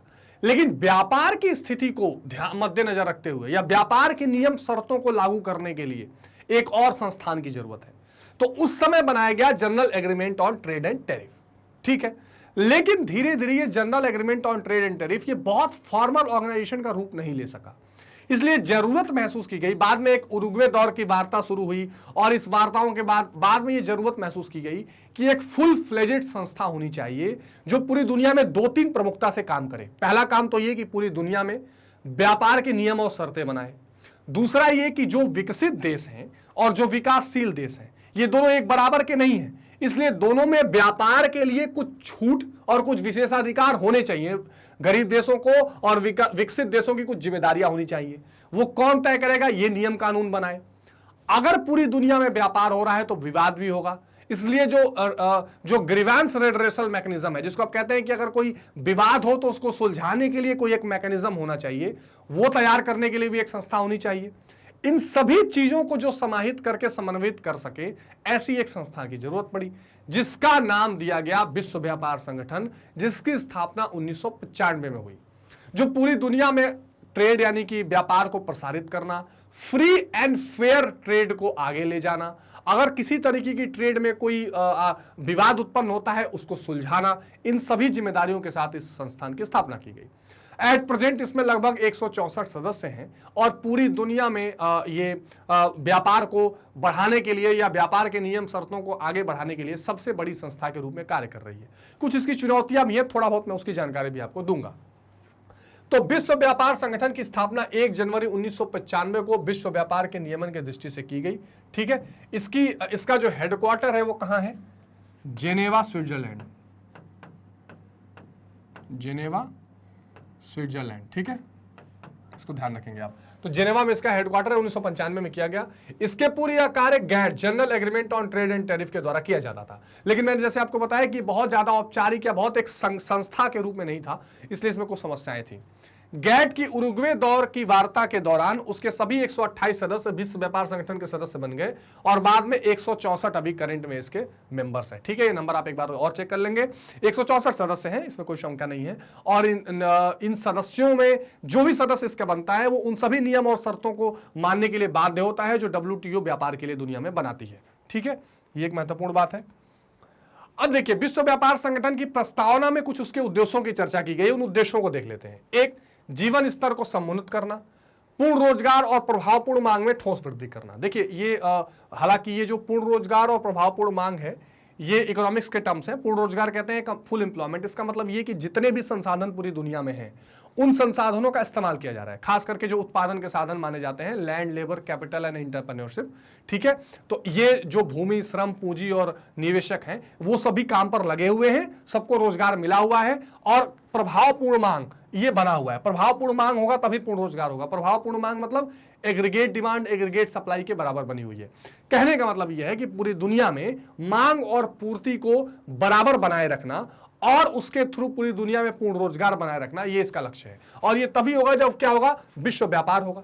जैसे मान लीजिए भारत का गेहूं अगर किसी दूसरे देश अमेरिका को चाहिए, लेट्स एग्जांपल के लिए, या मान लीजिए अफ्रीका को चाहिए, तो विश्व व्यापार अगर होगा तभी ये संभव है और तभी भारत में अगर एक्स्ट्रा प्रोडक्शन हो रहा है तो वो खपत हो पाएगा और उससे इनकम मिल पाएगी। तो इस चीज को बनाए रखना, ये प्रभावपूर्ण मांग को रखना इसका उद्देश्य है। वस्तुओं के उत्पादन और व्यापार का प्रसार करना, विश्व के संसाधनों का अनुकूल प्रयोग कराना, यानी कि जो भी रिसोर्सेज है पूरी दुनिया में इसका ठीक से प्रयोग हो सके, ठीक से यूज हो सके। समावेशी विकास, ये बहुत इंपॉर्टेंट है। समावेशी विकास क्या है? जिसको कहते हैं इंक्लूसिव डेवलपमेंट। इंक्लूसिव आजकल ये बहुत चर्चा में है। अब इंक्लूसिव डेवलपमेंट का मतलब क्या है? दुनिया के बहुत सारे ऐसे देश हैं जो गरीब भी हैं, जो कम विकसित हैं, उन राष्ट्रों को भी विकास की धारा से जोड़ के रखना, ये इसका काम कहलाता है। पर्यावरण का संरक्षण करना, ये भी बहुत इंपॉर्टेंट है। बहुत सारी ऐसी चीजें हैं जो ट्रेड के लिए पूरी दुनिया में इन्वायरमेंट का डिग्रेडेशन कर रही हैं, तो इससे क्या होता है? WTO उनके लिए भी क्या करती है? कुछ नियम कानून बनाती है। अब देखिए, WTO ने बहुत हद तक पूरी दुनिया में विश्व व्यापार को प्रसारित करने या फ्री एंड फेयर ट्रेड को प्रसारित करने में सफलता पाई है, लेकिन कुछ ऐसी चुनौतियां भी हैं जिनको बार बार फेस करना पड़ता है WTO को। उसमें एक आध चीजें हैं, जैसे मान लीजिए इसमें दिखाई देती है एक सब्सिडी की समस्या। अब होता क्या है, ये सब्सिडी की एक ऐसी समस्या है जिससे सदस्य राष्ट्रों में काफी क्या हो, एक तरह की असहमति दिखाई पड़ती है। अब होता क्या है कि जो WTO है उन्होंने ये कहा कि भाई हमें फ्री एंड फेयर ट्रेड करना है। आप अपने यहाँ किसी चीज के ऊपर अगर बहुत ज्यादा सब्सिडी देंगे, सब्सिडी क्या होता है? जैसे मान लीजिए कि कोई किसान गेहूं उगा रहा है तो उसको फर्टिलाइजर खरीदना है, तो सरकार बोलेगी फर्टिलाइजर 100 रुपए का है तो आप मैं 50 रुपया दीजिए, 50 रुपया सरकार पे करेगी। तो अब विश्व व्यापार संगठन कहता है कि आप अपने यहाँ इतनी सब्सिडी दे रहे हैं कि आपके यहाँ उत्पादन की लागत कम हो जा रही है, तो आपके यहाँ से लोग ज्यादा खरीदेंगे, जिनके यहाँ सब्सिडी नहीं मिल रही है उनके यहाँ चीजें महंगी हो जाएंगी। इसलिए सब्सिडी को भी देने का एक तरीका होना चाहिए। ये नहीं कि आप अंधाधुंध सब्सिडी देंगे, इससे ज्यादा आप सब्सिडी नहीं दे सकते, एक लिमिट बना देगी। इसमें आपने सुना होगा एक ब्लू बॉक्स, अंबर बॉक्स, ग्रीन बॉक्स, ऐसा करके एक सब्सिडी का मैकेनिज्म बनाया गया। इसकी डिटेल चर्चा कभी करेंगे, जनरल नॉलेज के लिए आप ध्यान रखिए। कुल मिलाकर जो सब्सिडी वाली प्रक्रिया है उसमें WTO हस्तक्षेप करता है। अब भारत जैसे देश ये कहते हैं कि भाई हम कृषि प्रधान देश हैं, हम अगर सब्सिडी नहीं देंगे तो हमारे किसान आगे कैसे बढ़ेंगे, हम खाद्य पदार्थों पर सब्सिडी तो जरूर देंगे और इससे आपको जो समस्याएं हो, तो कुछ दिन के लिए छूट मिली हुई है, लेकिन ये एक विवाद का मुद्दा बना हुआ है। ठीक है, दूसरा, बार बार खास करके विकासशील देश और अल्प विकसित देश ये आरोप लगाते रहते हैं डब्ल्यूटीओ पे कि जो विकसित देश हैं, अमेरिका जैसे बड़े बड़े देश हैं, उनको ज्यादा सहूलियत देती है डब्ल्यूटीओ, जबकि जो अल्प विकसित देश है उनको उतनी सहूलियत नहीं मिल पाती, या कह सकते हैं कि उन देशों की दादागिरी चलती है। वो जो टर्म कंडीशन लगवाना चाहते हैं डब्ल्यूटीओ उसको दबाव में मान लेती है।